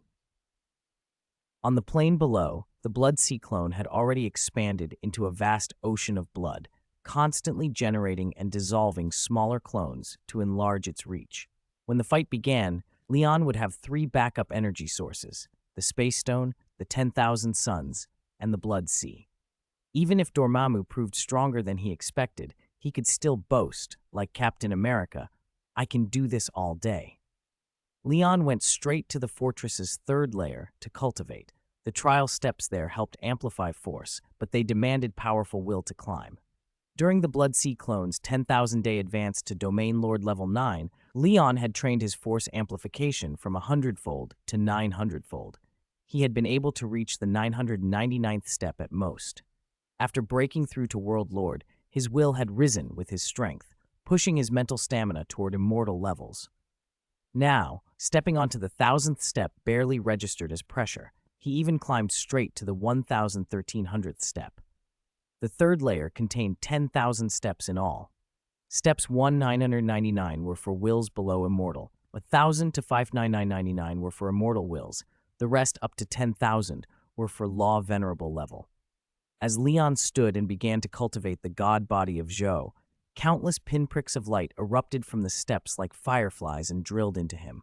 With their aid, his force amplification surged forward. 8 hours later, Leon left the 3rd layer. His force amplification had reached 1,1300 times, matching the step he'd reached. Further progress would slow significantly without the step's help, so he would let his willpower build more before returning. He moved down to the 1st layer, where the beast god of light, Joe, usually rested among mountains, lakes, and trees. Even the clouds here were treasures, artifacts either forged or naturally formed by the cosmos. Some enhanced defense, others could expand into domains to trap foes. Previously, his strength had been too low to use such treasures. Now, as a world lord, he could at least barely make use of some. In a manor atop a mountain, he found a suit of armor, a pair of gloves, a cloak, and a small tower. He spent hours carving his soul imprint into them to attune them to himself. Because these items were just Zhao's decorations and had no formal names, Leon dubbed them collectively the suit for beating Dormammu, the Dormammu suit. The Dormammu armor could change its appearance at will and offered formidable defense. Only a power capable of destroying an entire solar system in a single blow could breach it. Otherwise, attacks would be reduced to 1/10,000th of their original strength. The Dormammu gloves were less impressive. They originally housed secret patterns that could multiply attack power roughly tenfold in the starry sky world, but those patterns lost much of their effect in the Marvel universe. Still, they were a very sturdy pair of gauntlets that slightly amplified power. The Dormammu cloak could absorb blows and be used to bind enemies. The small tower, the Tower of Dormammu, was a soul defense device, akin to Magneto's psychic helmet but far more advanced. It could protect consciousness and guard the spirit. Leon had the Dormammu suit attached to him. The armor, gloves, and cloak slid into place, forming a dark uniform with an S-shaped emblem on his chest out of habit. The little tower entered his original nucleus to protect his soul and mind. Pre-battle preparations complete, Leon said, clenching his wrist with resolve. Now I just wait for Dormammu to fall into my trap. By the time Leon left the Time Fortress, Wanda and Pietro had already woken and were testing their new abilities on the plane. Pietro streaked back and forth across the grass in joyous bursts, weaving S-shapes and M-shapes as he laughed. His speed hovered around 5 times the speed of sound, though he still stuttered at times, one moment a blur, the next a perfectly ordinary jog, evidence he hadn't quite mastered his superspeed. Wanda's power was more complicated. She stood in place, crimson light flowing from her palms as she concentrated on lifting a tuft of grass. She had gained confidence from awakening. She even dared to complain when Leon landed beside her and sent the patch of grass she'd been lifting crashing back to the ground. "Oh my God, can you stop appearing out of nowhere and scaring people?" Wanda patted her chest, still flushed with lingering fear. She looked to Leon with a mix of annoyance and newfound boldness, proof that the awakening had changed her. Chapter 172, Two People with Awakened Abilities. "I flew here. I didn't just appear out of nowhere," Leon said, pointing to the sky. "You were just too focused to notice." "So what superpowers did you all wake up with?" Leon called out, already knowing the answer but raising his voice so the speedster could hear him. Pietro, who was still at a distance, sprinted back in a blur of afterimages and skidded to a halt in front of Leon. "Super speed and enhanced physique." He wiped his nose with his thumb, grinning. "That's my power. I'm so fast I can leave the speed of sound behind. Your speed might not be as fast as mine, Superman," Pietro boasted. Leon used his supervision to size him up. Pietro's super speed came with the usual matching physical enhancements. He was stronger than a normal person, his metabolism had sped up dramatically, and his recovery was far faster, an accelerated natural healing, not the regenerative kind like Wolverine's. "Faster than me?" Leon smiled. "Looking at you, do you really want to try?" Pietro lifted his chin. "It's possible. You're Superman and you fly, but speed might not be your strongest suit." Freshly powered up, Pietro's confidence had swelled. He'd been angry and brooding for a while, but after half a month, during which he and Wanda had become college students with Tony's support, he'd relaxed. He was back to being an energetic, restless young man. He even reached out, hand itching to touch the handsome armor on Leon's chest. Leon slapped his hand away. "Ouch, that hurts!" Pietro yelped, baring his teeth and shaking his hand. "Can't I just touch it once? If you can beat me, then it's up to you," Leon said. Pietro's enthusiasm made Leon feel oddly speechless. "Then let's race." Pietro sprang like a rabbit from a cage, legs pumping. He ran wild circles around Leon and Wanda, the air itself stirring into strong winds.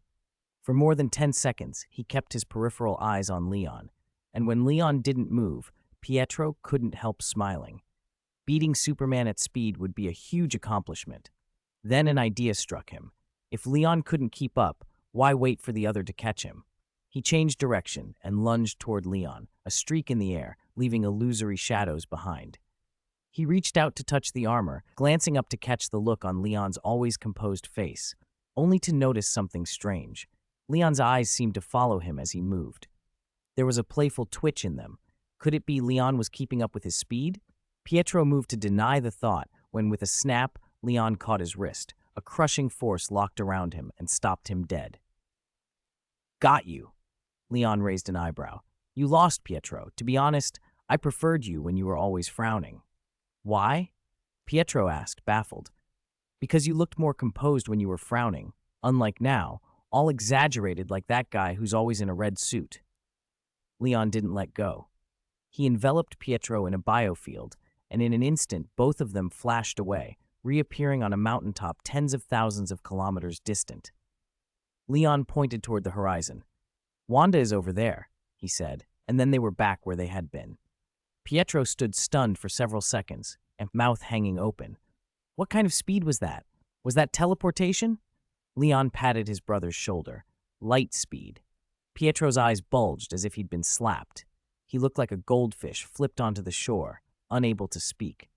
Leon left him blinking and turned to Wanda. And you? What's your ability? Wanda watched her brother still muttering to himself, and some of her old mischief faded. She had thought about using her new powers to spook Leon in return, but now she hesitated. I think it's telekinesis and some kind of mind control. No, maybe illusion creation. I'm not sure yet. You can try it on me, Leon said. My mental defenses are strong. I'll be fine. Are you sure? Wanda hesitated, then raised her hands. What kind of illusion should I make? One that makes me afraid, Leon replied. Wanda nodded and stepped closer. She stood on tiptoe and touched his forehead with slender fingers, scarlet energy spilling from her palms. Leon waited, but felt nothing at first. You haven't started? He asked. Small beads of sweat appeared on Wanda's brow. I'm trying my best. Leon realized why. His willpower and mental fortitude were already enormous, and his inner mind had a small tower, an inner fortress, protecting his core. It was no surprise a novice like Wanda couldn't break through. Try again, he said, and then he did something he rarely did. He let go of all his defenses, lowering the tower. This time her illusion took hold. Leon's vision shifted. He was floating in space, Earth looming below, burned, scarred, and silent. Where there should have been life, there were only corpses. Tony, Natasha, Pepper, Shirley, men in black, familiar faces strewn across the land. The entire planet was an expanse of fire and ravines. As he landed among the dead, Tony's body opened its eyes and spoke. Leon, why did you take so long this time? The enemy was too strong. I'm sorry. I couldn't stop him. The corpses all spoke the same words, hundreds of faces asking why he had been gone so long. It was the very nightmare that lurked at the back of every decision Leon made to travel through worlds, the fear that one day he would return to find everything destroyed. He watched the pile of corpses in silence and recognized the signature behind the vision. Chaos, magic. Wanda had only been tentatively focusing her power, not even scratching the surface of its true application, yet she had already tapped into some of his deepest fears. If she learned to control it better, her strength could easily outclass the archmages of Kamartaj. Leon took one last look and closed his eyes. When he opened them, Wanda watched him with a mixture of curiosity and concern. You broke free on your own, she said. I thought it would hold you. That scene, was that your greatest fear? You're so strong. Why would you still have that worry? Strength is never enough, Leon said softly. Then he changed tone. Wanda, what you have is very powerful. But you've misunderstood it a bit. It's not just telekinesis or illusions. Its true nature is the ability to alter reality, a form of magic. His mind reached inward, rearranging the materials in his inner world to form a villa, a place to train. Both you and Pietro have great potential, he continued, but potential isn't the same as refined power. For the next while, both of you will train here with me. He glanced at them both. By the way, time inside here flows 1,000 times faster than in the outside world. We'll have plenty of it. When Leon and the two of them returned from the inner world, it was exactly the time they were supposed to meet up. But compared to before, all three looked utterly different. Leon wore a new combat suit. His brows and eyes were sharpened like a Spartan going into battle. Pietro and Wanda, on the other hand, were almost unrecognizable.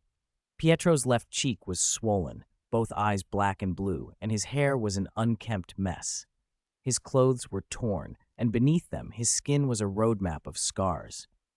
Wanda was in slightly better shape, but still covered in bruises and scrapes, and her once long, beautiful hair had been hacked into an uneven, choppy cut. From their appearance alone, you would have thought they'd been stranded on a deserted island for months. The three of them appeared directly in the library. Tony and the others were already there, grouped around Caecilius, who was still hanging upside down, suspended in midair. Just as Leon was about to step forward, Pietro suddenly let out a cry, something like an awoo, and burst into tears. It was almost comical to see a handsome young man reduced to that, tears and snot streaming down his face. He sobbed as if a huge weight had been lifted. He spread his arms, craned his head toward the ceiling, and yelled, "I'm truly miserable." Tony, standing opposite him, couldn't help the corner of his mouth twitching. He had an odd flash of memory of the Shawshank Redemption. The image of the protagonist breaking free felt very similar. Even so, Pietro's pathetic crying was so pitiful that it made everyone sympathetic. Wanda, who had been trying to stay calm, bit her lip and looked at Leon with an expression that mixed bitterness and resignation, like an annoyed cat forced into someone's arms. Tony shot Leon a questioning look. "What happened to them, Leon? What did you do? Don't tell me you went too inhuman on them." He added that little hesitation before inhuman, as if there might be some acceptable level of roughness. Leon opened his mouth to explain, but Pietro's wail cut him off. When people are hurting, they don't hesitate about being scolded. They want comfort. Tony's skeptical question set Pietro off all over again. He lunged forward, grabbed Tony's leg, and buried his face in Tony's pants, wiping snot and tears all over him. "I'm suffering. Leon's a monster," Pietro blubbered. Tony widened his eyes and looked at Leon. Leon spread his hands and wore an innocent expression. Tony crouched down and asked softly, "What did he do?" Pietro hiccuped out the story between sobs. "After he helped us awaken our powers, he said my physique was too weak. He said I'd get shot by a pistol even if I had super speed." He blew his nose with a dramatic sniff. "So he injected Wanda and me with some SS1 enhancement serum." Tony perked up. "That sounds good, actually. I was part of the research team for that serum. It can make the human body evolve." He sounded proud. Pietro's teary face crumpled. "But then he put us through special training." "What kind of training?" Tony asked, genuinely curious. Pietro's grievances spilled out. "He tied me to a big hunting dog. They hung meat in front of it, and the dog ran while I had to crawl behind and dig with my bare hands to keep up with it. If I couldn't keep pace, no dinner." He wailed. Banner and the others looked shocked. "That's a bit extreme," Banner said. Leon explained calmly, "It's for control. You need to be able to dig quickly and in an ordered way in emergencies, learn how much power to use and how fast." Several of them actually nodded, considering it. "Makes sense," someone murmured. Pietro brightened only briefly, then continued. "He also tied me under a big tree, smeared me with honey, and threw a beehive down from 10 meters up. Out came a swarm of bees, dozens of centimeters long, stinging me." Everyone blinked. "Dozens of centimeters long?" Tony glanced at Leon again. "It's to train evasion," Leon said, steady as ever. "He awakened super speed. Facing a swarm helps learn to dodge." "That actually makes sense," Tony and the others agreed, nodding as if the logic had convinced them. Pietro's expression fell. "There's more. He threw me into a volcano, tied me to a giant rock, and then activated the lava, so I had to race it. And he threw me into the ocean with dozens of sharks over 100 meters long, forcing me to escape from their mouths." At that, the group fell silent. That sounded absolutely insane. They all looked at Leon, wordlessly asking what kind of trainer he was. Leon answered deadpan, "To train continuous combat and survival in extreme environments." A beat, then everyone nodded as if suddenly enlightened. "Reasonable," Tony said aloud. Pietro stared at them, speechless. "Wait, that's reasonable?" Leon stepped forward, grabbed Pietro by the collar, and pulled him off Tony's leg. You remember only the suffering, he said, not unkindly. You don't remember how much stronger you are now compared to when you first woke up. Back then, your ability would sometimes work and sometimes not, but now it doesn't fail, right? You learned how to unleash power quickly, how much strength and speed to use for different effects.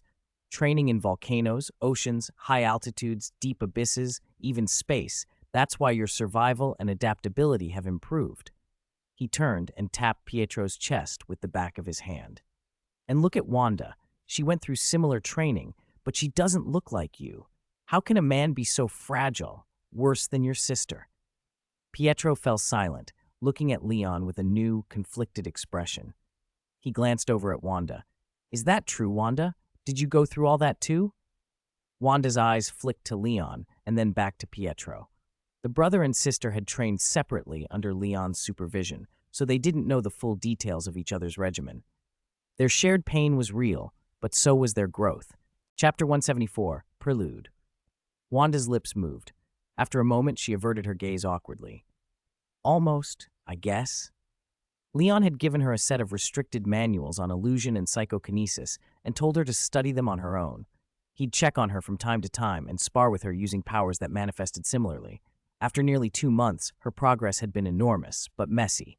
Combat left its marks. The punk haircut and the bruises all over her body were souvenirs from fighting Leon.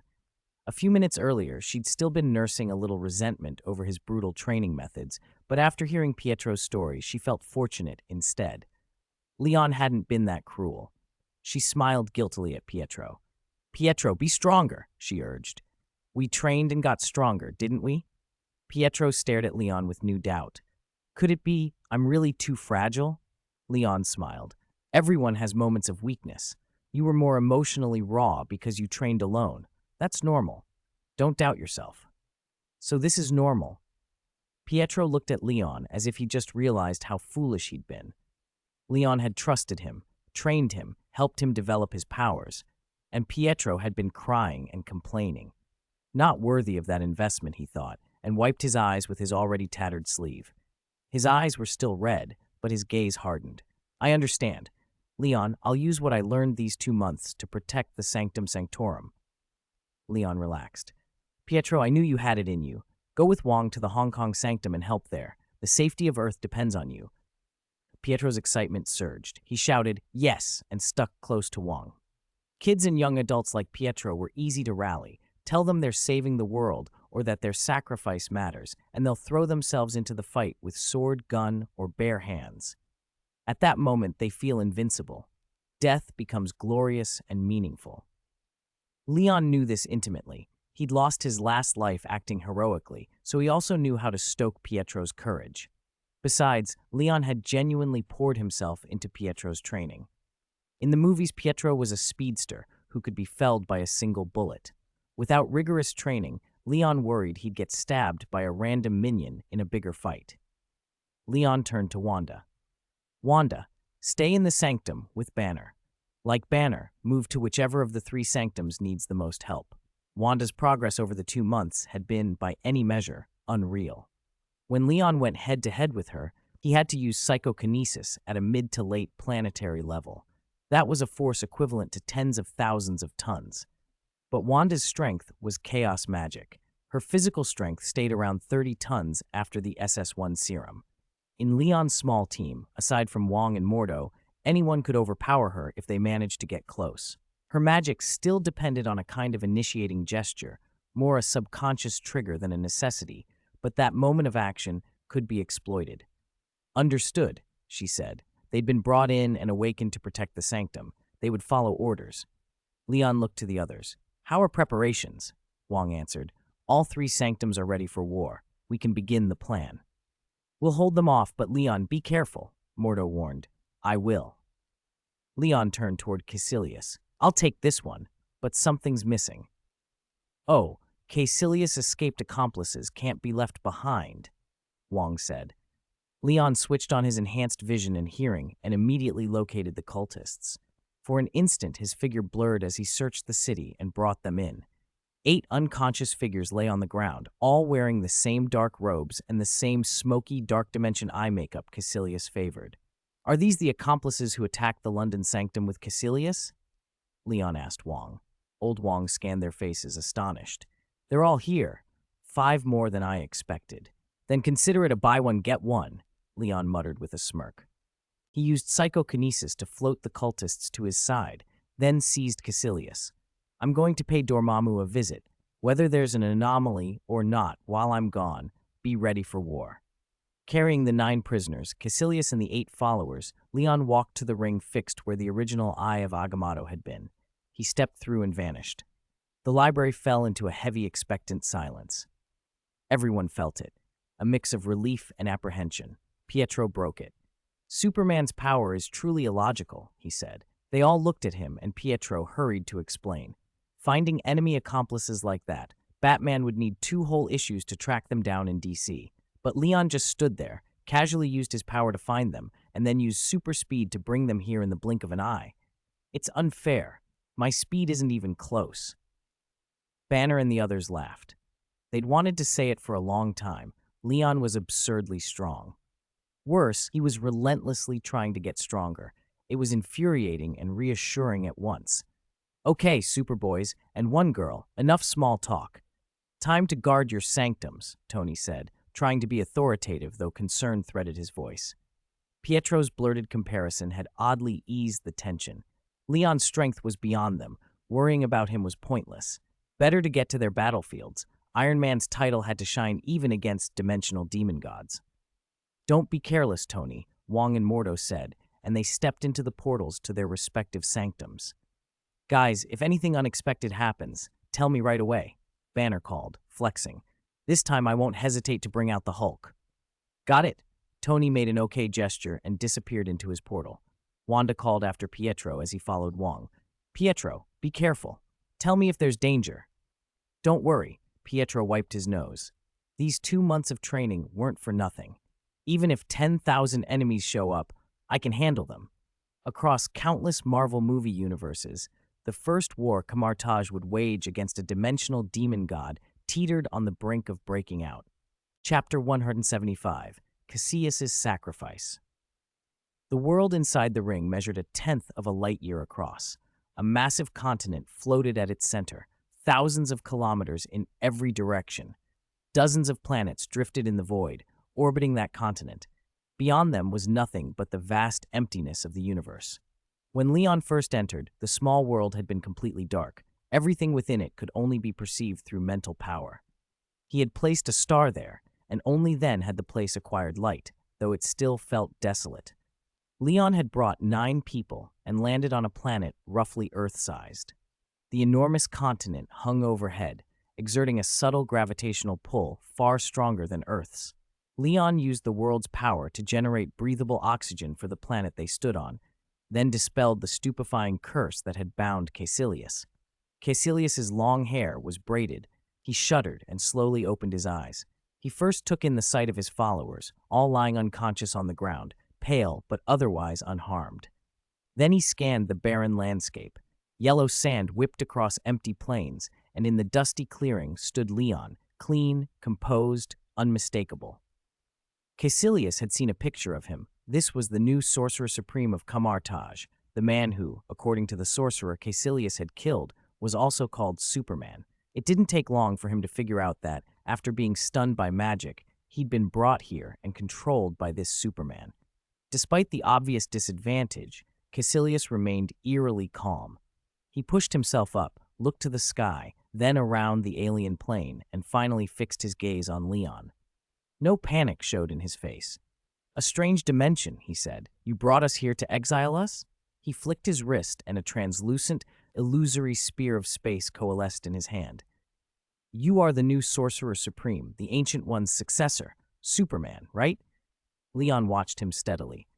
Everything else is correct, he said, crossing his arms, but I am not the Ancient One's disciple. Caecilius's somber eyes flitted for a moment.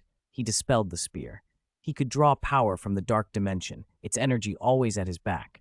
But even with that, defeating a being like Superman, who could survive nuclear strikes, was far beyond his normal reach.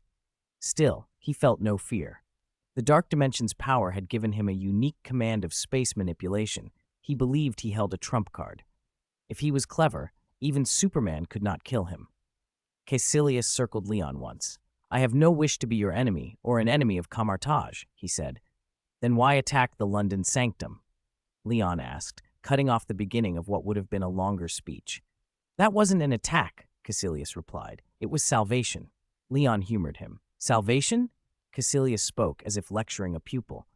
The Ancient One has lived for centuries, but her longevity does not come from Vishanti, it comes from the Dark Dimension. The Dark Dimension stands beyond time, unchanging. It holds 1,000 worlds like Earth. Superman, he continued, turning to Leon with fierce intensity. Life on Earth is brief. Everything ends. Even the warm sun will one day be cold and dead. But in the Dark Dimension, everything endures. A tree, a fish, an insect, all can become eternal. Worlds will merge, we'll find new ways to survive. We will live forever. His eyes burned. He spread his hands as if embracing the whole universe. Time is the enemy of all things. Transcend time, and you transcend everything. I never attacked the London sanctum, Caecilius insisted. I offered salvation to every lost sorcerer. Leon arched a brow. You call trying to kill them salvation? That is their salvation, liberation, Caecilius said without a trace of guilt. He truly believed it. Before eternity, all sacrifices are dust on the wind. He watched Leon carefully, sensing a flicker of sympathy. Join us, Superman. Your life deserves to be immortalized and perfected in the Dark Dimension. Leon smiled, an expression charged and a little mocking. He reached out and grasped Caecilius's hand in a solid shake. Sounds wonderful. I'm in. What's the first step? Do we sacrifice Earth to the Dark Dimension? That's exactly it, Caecilius said, taken aback that the new Sorcerer Supreme had so readily agreed. Once we return, we destroy the 3 great sanctums and offer Earth to Dormammu. Caecilius's surprise shifted into barely contained excitement. If the leader of Camartage embraced the Dark Dimension, their plan would succeed for sure. He was about to urge a swift return to Earth when Leon surprised him again. The new Sorcerer Supreme pointed to the continent above. I have an idea, Leon said. This dimension is ownerless. Why not offer it to Dormammu first? Ownerless. Caecilius's eyes lit up at the word. Are you sure? I am, Leon said. In fact, this is the inherited dimension of the Sorcerer Supreme, the last line of defense against the dimensional demon god. If we offer this to Dormammu, we'll be far more valuable when we reach the Dark Dimension. The notion tempted Caecilius. He questioned Leon about the world's status, probed its functions, watched the way it reacted. When everything checked out, he slapped his thigh in conviction. Whether Leon was sincere or playing a deep game no longer mattered. The payoff was clear. If Dormammu descended, Leon's calculations would be irrelevant. Caecilius would be the one celebrated for presenting this world as an offering. We'll cast the spell together, Caecilius said. We'll use our location as the focus to summon Dormammu to devour this world. He roused the 8 followers and arranged a magic circle in the sand. From his satchel, he produced a page ripped from the Castle of Cagliostro, an odd, dog-eared bit of scripture concerning the worship of Dormammu, and carefully laid it on the ground. He motioned for Leon to recite the first incantation. Then, when Leon politely declined, began the opening prayers himself with regret mingled with zeal. In the name of loyal servants, an offering from a place never known, the great god shall be made whole. The 9 sorcerers formed a ring and began to chant the ritual phrases recorded on the page. Leon stood at the edge, arms folded, watching with an unblinking, cold gaze. Something answered. From beyond the small world came a vast, uncanny presence, accelerating toward them. Dark dimension energies bled through the world's membrane, thin at first, like a faint wind, then thicker, weaving into the air like smoke seeping through the cracks of a closed room. The miasma coiled inward, spreading, growing denser with every syllable of the chant. Chapter 176, Dormammu, Where is Strange? Dark dimension energies filled the sky above the planet where everyone stood. Wherever the energy touched, space peeled back like a curtain. Without a sound, a huge rift tore open in the air. The invisible fabric of reality looked like shredded paper, and an endless tide of dark dimension energy poured through the breach. From horizon to horizon, the sky churned with purple, black, and bruised red, colors that carried a strange, corrupting malice. The aura smelled of rot and hunger, as if a tentacled tiger had ripped free of its cage and was baring its fangs at the world. Those energies were lethal. An ordinary human would be warped into a monster by the slightest contact. But Caecilius and the others, accustomed to dark dimension power, met it calmly. If anything, they quickened their chants, eager to welcome their master. Every syllable widened the rift and deepened the dark dimension's intrusion into the small world. When their final incantation fell, they intoned in low, reverent voices, "Great Dormammu." From the constantly spitting rift, a colossal face emerged, Dormammu. His head alone was tens of meters across. His true body was fused to the dark dimension and only took shape when it served him. "Who is it?" It's you again." "Caecilius," he boomed. Dormammu's appearance brought an almost physical oppression. His enormous eyes seemed to hold a cosmos, and when he looked over them, a pressure like a black hole radiated outward. No one dared raise their voice. Caecilius and the others prostrated themselves the moment Dormammu's presence asserted itself, calling him Great Master. But Dormammu's attention drifted, and the awe in his voice crumbled into immediate, greedy curiosity. He scanned every planet of the small world with a ravenous gaze. When he saw Caecilius kneeling, his composure snapped. "This isn't even Earth. Why are you the one making the sacrifice?" Dormammu's eyes became sharp and suspicious. He swept the area again. "Where is Strange of this world?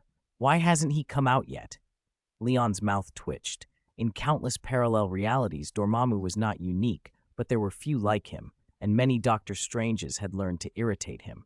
At the sight of Caecilius, Dormammu reflexively thought of Strange, like a cat remembering the bite of a mouse.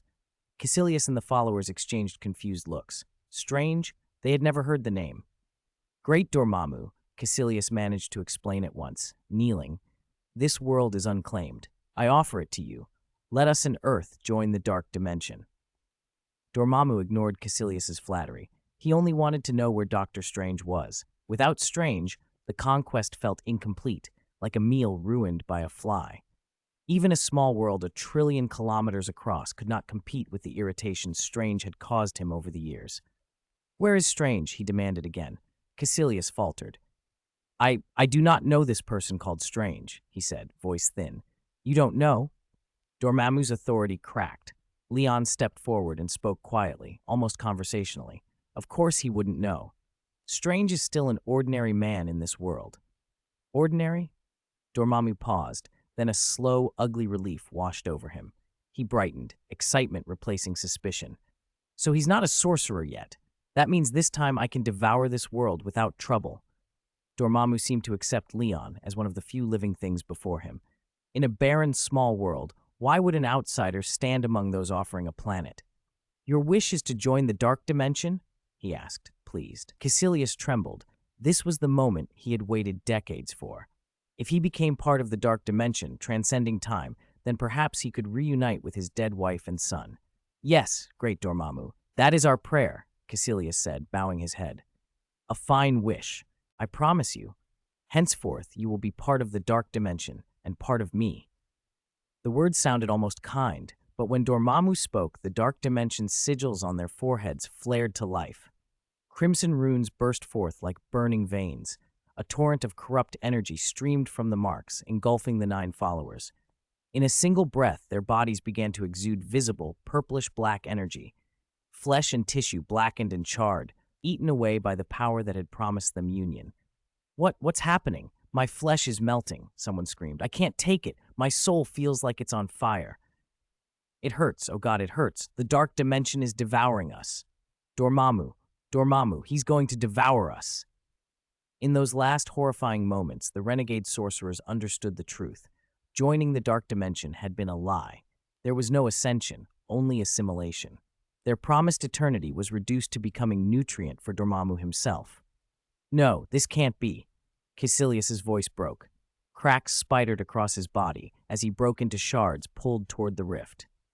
He slumped to his knees while the memory of his wife and son, the only things that had kept him going, flashed through his mind. "The castle of Cagliostro didn't write it this way," he whispered, bitter and bewildered. "Of course it didn't," Leon said softly, watching him go. "You only read a page. You should read the whole book. The cost of dark magic is always written at the end." Caecilius, reduced now to a skull and a few pale fragments, looked at Leon. You knew all this beforehand? Even if I told you, you wouldn't have believed me, Leon replied. I came for Dormammu. As Caecilius disintegrated and was swept into the rift, his last plea tumbled out. Please, stop him. Don't let Dormammu invade Earth. You must stop him. Leon's gaze went up to Dormammu's massive head. I already said it. I came for him. That single calm declaration set something ancient and terrible humming inside Dormammu. As soon as Leon spoke, Dormammu's reflexes, tightly wound by a long war with Doctor Strange, fired. Chapter 177. Without the Time Stone, how can you stop me? Negotiation? Dormammu was startled. That word was all too familiar. Every time Strange from any world met him, it was negotiation, negotiation, and more damn negotiation. It was as if they knew nothing else. A flood of images washed through Dormammu's mind. Strange's face, every smug angle, even the smallest details as clear as high definition. For an existence like Dormammu's, any past moment could be recalled with perfect clarity.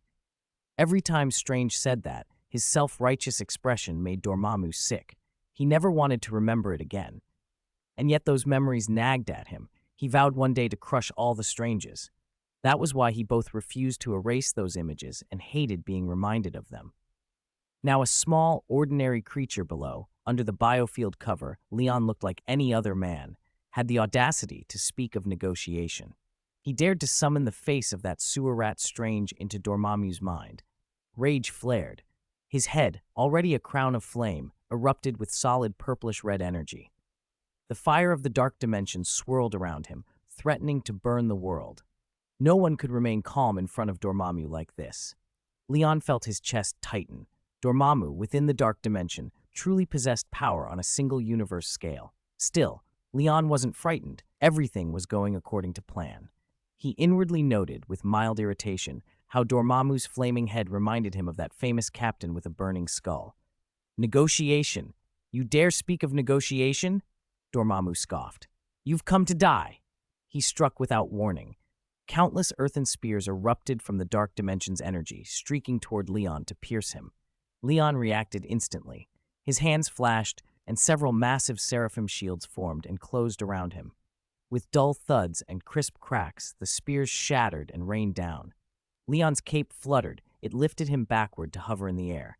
Every movement was textbook sorcerer. You are a sorcerer? Dormammu sounded surprised. He had sensed no unusual power from Leon moments before. I am the sorcerer supreme of the earth of this small world. Leon formed a magic seal. Dormammu, leave now. This is your last chance. Sorcerer Supreme, Dormammu snorted, furious. Infinite energy converged, and a beam several meters thick shot from his mouth toward Leon. The beam carried a terrifyingly dense force, far stronger than Leon's self-detonation in his perception. Fortunately, once the beam crossed the boundary between the dark dimension and the small world, its power was greatly weakened. It retained only enough force to barely destroy a planet. Leon could have simply braced and blocked it, but he did not use his own energy. Instead, he reached out to the Vishanti's realm and unleashed Hoggoth's ancient spell at ultra level. The planet-destroying beam collided with the spell and fractured into swarms of butterflies. Dormammu's attack did not cease. Hoggoth's spell constantly neutralized it, turning more and more of the beam into shimmering shapes. In minutes, the sky was filled with emerald butterflies. Damn it, how can you sustain that spell so long? Dormammu cursed. He finally halted, exasperated. Leon sneered. Give up, Dormammu. Your dimensional energy is too weakened after entering this world. It won't be enough to defeat me. Dormammu ground his teeth. A mere sorcerer borrowing the Vishanti's power if I personally cross into this world. Wait, even Strange couldn't keep that spell up forever, Leon interrupted. Dormammu's eyes darted around, suddenly wary. Could it be you're using the Time Stone to recover your strength? Leon raised an eyebrow and played the part of confusion. Time Stone? Wasn't that destroyed by Thanos 5 years ago? Destroyed 5 years ago? So you don't have the Time Stone? Dormammu exploded into laughter. Ha ha! So your universe is already past the blip. No Time Stone, no fear of loops and temporal traps. Dormammu beamed with grim satisfaction. Leon gave himself a mental thumbs up for the performance. Caecilius had always assumed Dormammu transcended time, but that wasn't true. Time simply had no meaning in the dark dimension. It didn't pass there.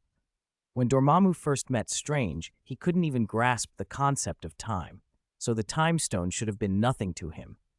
But every time the dark dimension bled into Earth's realm, the concept of time slipped into Dormammu's domain, and Strange used it to loop events. At first, Dormammu thought Strange had trapped him with time. Later, after encountering Stranges from multiple parallel worlds, Dormammu realized the loops only affected Strange and the Earth behind him. Dormammu could always leave. Since then, whenever he'd seen Caecilius sacrifice himself with a Strange nearby, Dormammu would turn away. It was just bad luck. After so many frustrating encounters, finding a world without the Time Stone was a feast. Strange hasn't grown into a sorcerer here, and the blip happened. Another strange parallel world. Dormammu laughed. I love these strange worlds. With the stone destroyed, how will you stop me, Sorcerer Supreme? Leon planted his feet. So what if it's destroyed? Even without the Time Stone, I can stop you. Two Vishanti sacred swords appeared in his hands and then multiplied infinitely, a dense swarm roaring toward Dormammu. The Dark Lord sneered and blew another energy beam from his mouth, obliterating the sword shadows. You have tricks. Among the strangers I've met, few could do this, he conceded, but his eyes were murderous. Yet you're naive if you think you can stop me. Two enormous hands ripped through the spatial barrier like cloth, tearing open an even larger gap. Dormammu's colossal form poured through, dimensional energy eddying around him. He stepped out, clutching the rent boundary as he emerged. As soon as he left the dark dimension and detached from his dimension-integrated state, his aura plunged. From single universe magnitude, it dropped to a more ordinary Skyfather level. Though diminished, he had truly brought out all his combat power. In the small world's dimension, his methods would be fully unleashed. Now, how will you stop me? Dormammu sneered, towering over the much smaller figure. Leon looked up and smiled, an expression that revealed his true intent. Why stop you? Welcome to my world, Dormammu. Chapter 178. It's my turn. Dormammu watched Leon's confident stance, and memories of Doctor Strange flared, an old familiar frustration like PTSD. Strange had always worn that same expression when he bargained. Dormammu scanned the battlefield, searching for hidden tricks the Sorcerer Supreme might have. He found nothing. To him, this sorcerer looked like an arrogant frog in a well. His gaze went cold. Welcome?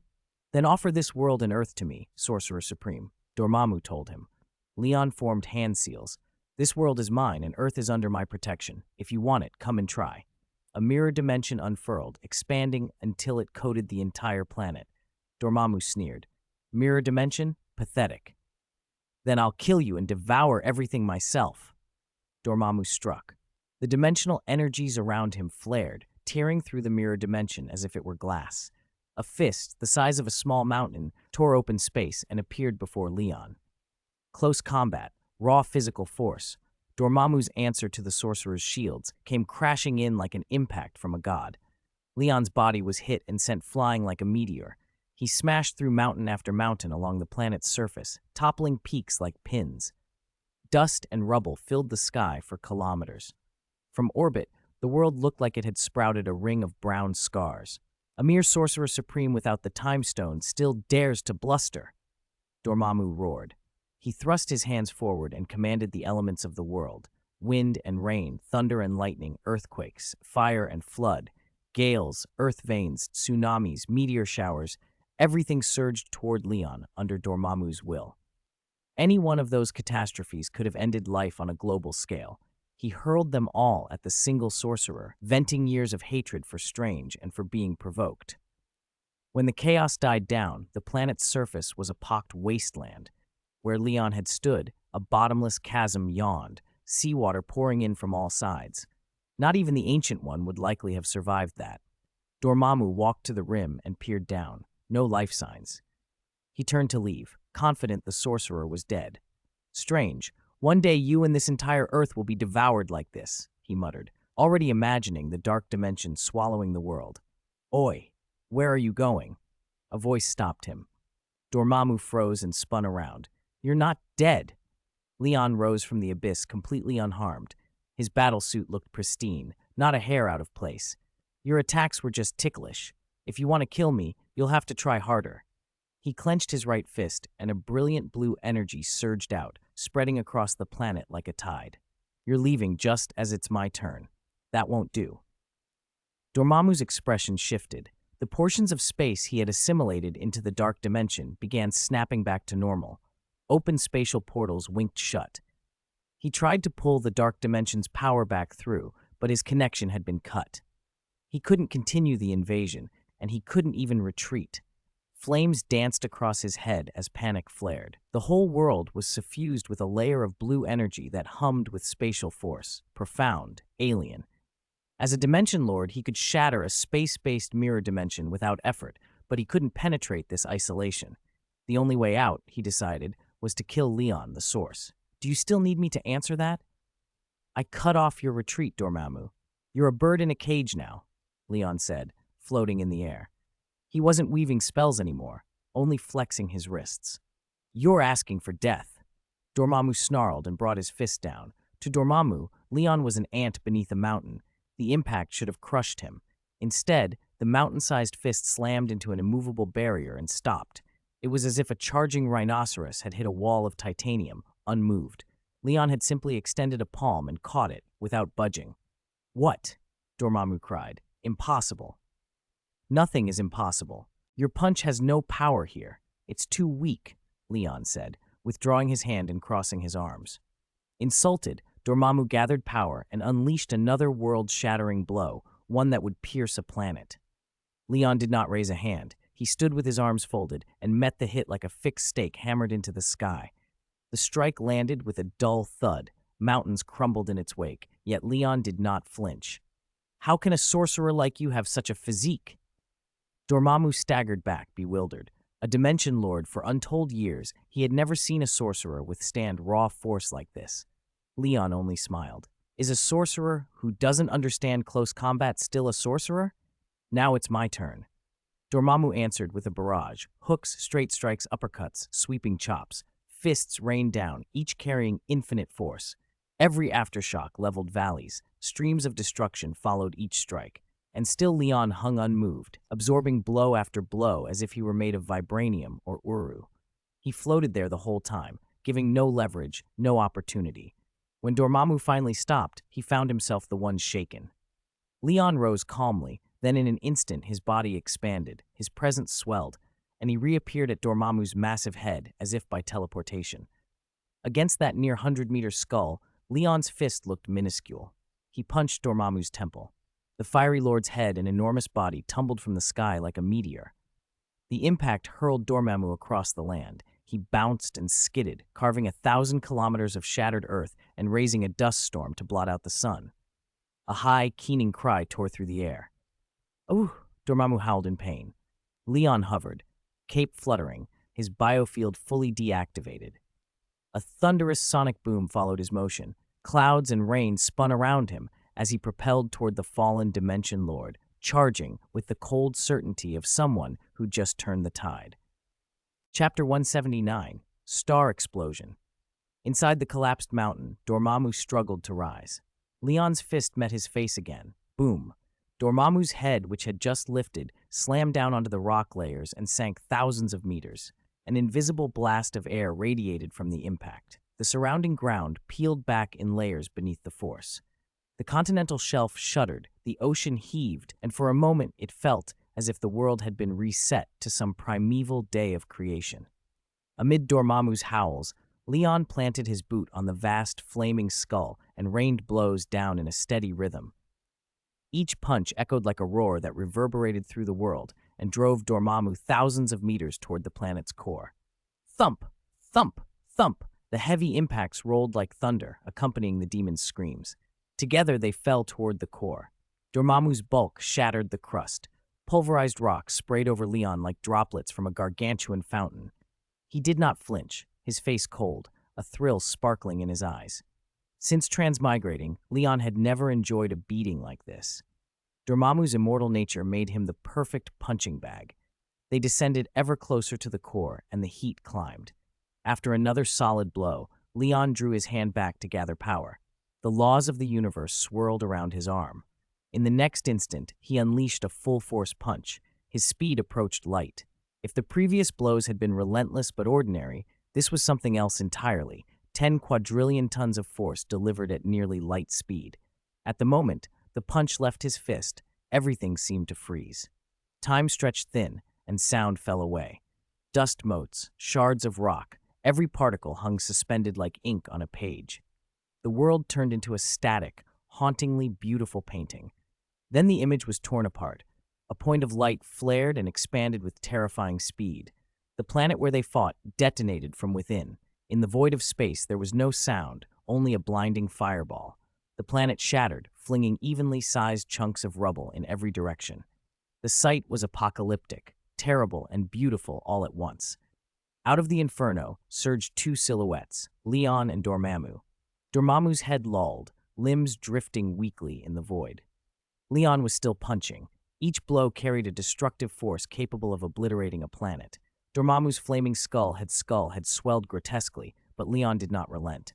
Under the battering, they plummeted into what had been a continent tens of millions of kilometers across. Thump!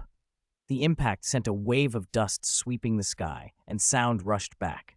The familiar dull pounding, as if someone were laboring to make the chewiest meatballs in the world. Only when Dormammu was driven deep into the ground, creating a bottomless pit, did Leon stop. He exhaled, exhilarated, like a man who had just finished a grueling set at the gym. In the abyss, Dormammu hung with his head down and legs up, unconscious and gasping. But that stillness would not last. He was an energy life form. With enough power, he could recover from almost any injury. To kill him outright would require draining or exhausting all his energy. A few minutes later, Dormammu's swollen head began to deflate. He returned to consciousness and, hauling himself up like Tarzan, climbed from the pit. Stunned by the beating, he had apparently forgotten to use his magic and had scaled the cliff with bare hands like any common creature. He rose to face Leon, flames still licking his crown, but this time his arrogance was markedly diminished. "Sorcerer Supreme, state your terms," he said. The tone was still haughty but muted, now tempered by pain and newfound respect. This was no negotiation forced by a time stone. Dormammu knew the difference between being bullied into terms and being bested in raw strength. Leon had earned his leverage the old-fashioned way, with fists. To one who understood power, that counted. Leon considered, then spoke. "I want half the authority of the dark dimension." Dormammu went silent for several seconds, unable to hide his surprise. "What did you say?" "I want the authority of the dark dimension," Leon repeated calmly. Leon shrugged. "Don't be so serious. If half is unacceptable, bargain, we can discuss it." Even 1% would be a windfall to Dormammu, yet he was not a fool. His flames flared angrily. "Are you mocking me? Give up that idea or I'll tear you apart." "Then there's nothing to discuss. How about a quarter?" Leon offered, spreading his hands. At that, Dormammu snapped. He raised both hands and poured dimensional energy through space, seizing a planet and hurling it at Leon. His sensitivity to questions of dimensional authority had been sharpened by recent events. Such challenges provoked him. Leon did not back down. With a gesture, he called on the power of the Space Stone and seized another planet to fling back. The two forces collided again, and the flames of war were stoked anew. On the other side, after Leon entered the World Ring, the Kamartaj sorcerers had taken their stations. Defense teams, attack squads, control units, everyone was in place. The three sanctums and the Himalayan holy sites were on high alert. In the London sanctum, Moor Daniel and Grandmaster Hamir parceled out responsibilities to the sorcerers. In the Hong Kong temple, Pietro patted Wang's shoulder, assuring him that with Pietro on the job, everything would be fine. In the New York sanctum, Tony gathered all the men in black in the city. Following Leon's instructions, he distributed magical artifacts, some simple enough that even ordinary people could use them, throughout the sanctum to prepare for whatever came next. Inside the Kamartaj sanctum, Banner and Wanda stood guard, tense in front of the teleportation portals that linked the three sanctums. 3 lighted displays unfolded before them, each showing the status of Tony and the others. Outside the library, the emergency aid sorcerers had already lined up, ready to take up their staffs and enter the fray at a moment's notice. Yes, staffs. The sorcerers remaining in the sanctum were those who had taken bloodline potions, practitioners who blended arcane and mystic arts. Some had cat ears and tails, others sprouted bony, jet-black wings. None of them looked particularly ordinary. The new magic system had been publicly taught for over half a month, but few sorcerers had chosen to learn it. Once someone drank the bloodline potion, they changed. What sane person wanted to become like a beast? Still, the system's major advantage was that casting spells cost nothing, and more sorcerers were expected to join later. The ones standing there now were hardly typical. When they learned of the potion's side effects, they didn't complain. They cheered, saying it wasn't a side effect at all, but an extra bonus. Wong and Mordo found their enthusiasm baffling until Tony enlightened them about a particular psychological quirk called the furry fetish. That explained a lot. Of the group, the strangest was Lintla, a minotaur. Lintla had been an alien who accidentally come to Earth and joined Kamartaj as a sorcerer. He had been the first to drink the bloodline potion, one made from the blood of an invisible beast. Now his fur was unusually thick, and he could turn invisible for short periods, becoming more minotaur-like in another sense. Simple-minded Lintla didn't understand the sexual nuances. He only felt glad that there were more and more companions in the sanctum with animal features like his. That made him happy every day. Time passed slowly in the tense waiting across the 4 regions. No one could remain on edge forever. Silence and concentration drained energy. Half an hour later, Tony and the others arranged for the sorcerers to take turns on alert. Meanwhile, several Hell Lords and dimensional demon gods finally noticed an anomaly in the dark dimension. On a throne in one of the hells, Mephisto, his body the color of blood, opened his eyes. He stepped down, and as if drawing a disguise, shifted into the appearance of an old white man. Dormammu is fighting someone. Is it an Earth? He mused, grinning hungrily. Such an opportunity can't be missed. Send demons to that Earth to probe and cause trouble, Mephisto decided. I'll pay a long visit to an old friend's home. It wasn't only him. Satanish, Zathanos, Marduk, the famed Eye Demon, and other Hell Lords all turned their attention to Earth and made similar choices independently. Send low-level hellspawn and dimensional creatures to assault the sanctums, while they themselves scoured the dark dimension for advantage. Beep, beep, beep. Red warning lights flashed across every projection screen, sirens wailing, bathing the sanctum in crimson. Tony's pupils and face glowed under the lights. They're here! All sorcerers, prepare to contain the area. Natasha, you and I will strike after the first wave of probes. No problem, Natasha said, gripping a magical spear. A few months ago, she could never have imagined she would be fighting an invasion from another world. At nearly the same time, the defenses that linked the 3 great sanctums were rent by energies from several hells and extra-dimensional realms. Tiny breaches appeared. Low-level demons and dimensional creatures poured through the rifts in all 3 sanctums. The spatial passages opened inside the sanctums themselves. The moment Wong and Mordo detected the demonic auras, they echoed Tony's command. The sorcerers charged with containment cast a joint spell, forming a mirror dimension that enveloped the sanctums and incorporated the extra-dimensional passages. Tony opened a full-frequency voice channel. Everyone, strange creatures on my side, 3-headed hellhounds, red dragons like in fairy tales. What's your situation? He had intended to consolidate everyone and face the threat together. Wong and Mordo's replies, however, made his stomach drop. Not good on my side, Wong answered. Large-eyed octopuses, probably from the Eye Demon's extra dimension. Mordo's brow was slick with sweat. I have hell demons here, low level, manageable for now. Dr. Banner offered, do you need help from my sanctum? I can. Let the Hulk wait, Wong interrupted. He had read the most arcane texts and made the call. Banner, have the sorcerers left here split into 3 teams. We'll focus our attacks and then move in for close combat. Okay, I'm on it. Banner ran from the library, marshaling over 100 field sorcerers into 3 teams and sending them through the teleportation portals of the 3 great sanctums. Lintla's squad arrived at the London sanctum. The moment they stepped out of the portal, the mirror dimension folded around them. The first thing they saw was Master Mordo leading others, straining to hold 7 or 8 huge, octopus-like monsters with magic chains. Each creature had legs over 10 meters long and a massive eye atop its head. A single glance from those eyes made Lintla and the others reel.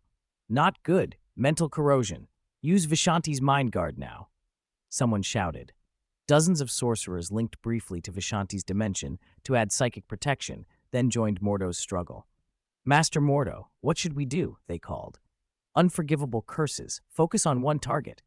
Mordo barked, tugging at his chain until the veins in his neck stood out. They're from an extra dimension. Mental erosion's their specialty. Hit them with similar mental magic. They obeyed, drawing wands. Avada Kedavra. Dozens of green beams converged on the same octopus. The killing curse required deadly intent to fire. Struck by the combined killing intent of dozens, the octopus's great eye rolled up and it collapsed with a thud. The curse hadn't truly killed it. The curse of slaying couldn't permanently harm an extra-dimensional being, but the emotions woven into the spell shut it down temporarily. Mordo's eyes brightened. He released his chain, pushed off in his magic boots, and descended, wielding the fan of Ashtur. From above, he cleaved the octopus's head in two. "Good, keep it up," he shouted, surprised and pleased that Hogwarts-style magic was useful now. When conscious, the octopuses fed on dimensional energy and were nearly invulnerable. Their constant psychic erosion made them difficult to engage. But the wave of Avada Kedavra had made them vulnerable.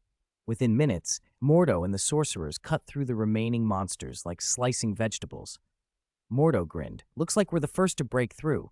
Master Mordo, look!" Lintla pointed behind them. Mordo turned and his face fell. More octopuses were pouring from the spatial rift. Dozens, then hundreds, their numbers seeming limitless. "Damn it, is the dimensional demon god on the other side insane? Sending this many minions?" Mordo cursed, drenched in sweat.